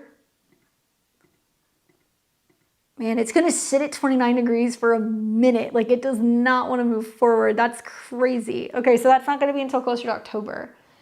So something about the nodal return, if you look at this, it's now starting to come into a square with Mercury. So it is saying there has to be some kind of reassessment of your work and your daily habits and relationships and work. But the sun is trining, so there's an outlet there. And then Saturn is retrograde and Uranus is on your descendant. So I think it's about communication with home and family, particularly siblings and extended relatives. I think it may also mean that you're reassessing relationships and where relationship changes might actually impact where you're living and whether or not you're willing to relocate, right? For the solar eclipse, how far away is it to watch it from California? The United States could be more benefit to watch it in person. So we don't want to watch the eclipse, and you're not going to be able to watch the eclipse because it's only going to be visible in parts of the South Pole, and I think it's going to be parts of New Zealand and other things. So you're not gonna be able to see the eclipse. It's not visible from the Americas. And you don't want to see it anyway. A solar eclipse is generally not a good omen. So it's not something that you want to see. It's, that's usually why a lot of spiritualists, they will fast, they wear white, they chant, they don't drink, they don't eat meat, they burn candles, because it's definitely not an easy energy. And this one's, I think, very difficult because North Node in Aquarius represents upheaval for humanity, and it's squaring Uranus. I mean, this is predicting for a lot of people, we're going to see famine, we're going to see issues with financial crashes. I mean, there's a lot of electrical issues. We're going to see power outages, issues with the internet. Things are about to get real. And Saturn and Neptune is playing off of this eclipse as well. So I think to make lemonade, like Uranus is going to go into your 5th house at a 5. So you're definitely going to either meet somebody online, or you're going to be traveling and you're going to meet somebody, or you're going to just work on your relationships with your siblings. And I've seen some Sag risings that are now really getting into writing. So writing, creating content, they're wanting to share information with other people. And that's a form of that North Node of like self-expression that's going to be kind of going on. So it also is going to oppose your moon. So that means that some change is coming on the home front. Definitely like the idea, because your Saturn and Neptune is kind of tied to your 2nd house, that you're learning more about finances. You'll be more conservative with spending, with like accommodations or with vehicles. Read all financial contracts very, very carefully. You have to go through the details and all of this stuff very carefully, because that's something else that kind of pops up here. But you'll see some of the effects of it by the end of summer. That's going to be coming in, and then you'll want to watch when there is a full moon in Aquarius that's going to be around the same degrees. So, for example, you won't see one of those this year. You won't see one of those until around August of 2027. So around August of 27, we're going to have an eclipse around, and that's going to be an eclipse. Is it? Is that an eclipse? I don't think so. Hold on. Oh, I guess it is. It looked a little far from the North Node. That one may be one end of the cycle.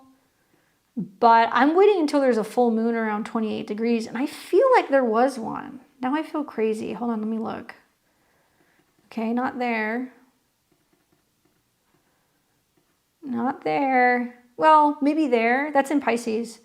This one might complete the cycle for you in 2029. But more or less what I'm getting at is, because of when it's seated, there is a sense of you working with that. And I would be like, dude, travel, be flexible. Don't feel like you have to be in any one particular place. And really focus on anything that is connected to learning or communication, or really focusing on productivity. Embrace working with new technologies and things so you can kind of do some of that stuff, right? Let me know what happens. I remember those eclipses. I have some of those eclipses coming up too. My North Node's in Aquarius too. So I'm not having one exact on my North Node. I had one of those last go round on my South Node. This time around it's going to be on my South Node, not on my North Node. But Pluto's getting up there too. And I can't wait to see what like the people born in 1989 and 1990 who have that Capricorn stellium, and I've been saying this, and like there's been other astrologers who have talked about this. I talked about it in my Saturn, Neptune, Uranus video in Capricorn. It's super old. How this astrologer that I was following was talking about how like these people are going to come and restructure society, because we're like so discontent with like how things have just been a mess. So we're going to restructure and reform like government and society. And then the North Node in Aquarius is going to be about like creating communities and bringing people together. So the Pluto transits over the next couple of years and the eclipses are going to be really interesting to watch. I'm one of those people too. So I hope we can do it. All right, guys. Well, I have to tell you, I can't, and I'm sure so many astrologers are saying this, but I'm telling you right now, the astrology for the next week is absolutely mind-boggling. Solar eclipse in Aquarius. Saturn's now in Aries as of this evening. Saturn and Neptune are going to be going into conjunction on the 20th. So make sure you guys are subscribed to my channel so you can catch that video, so you can get my Sunday sermon. If you haven't seen my Saturn Neptune video, go check it out. If you haven't seen the solar eclipse video, go check it out. There's lots of content for you guys to watch so you can see what it means for you. And I also cover it in my horoscopes. Please give me a thumbs up and like the video. That way other people can see what we're doing. Join me next week for tarot. And thank you guys so much for subscribing, for hanging out with me on Friday. I hope that this eclipse is wonderful for you guys and it brings nothing but good changes, good surprises. And leave me your comments and let me know what happens. Otherwise, I'll see you guys back here on Sunday. And I hope you guys enjoy the rest of your weekend. Take care.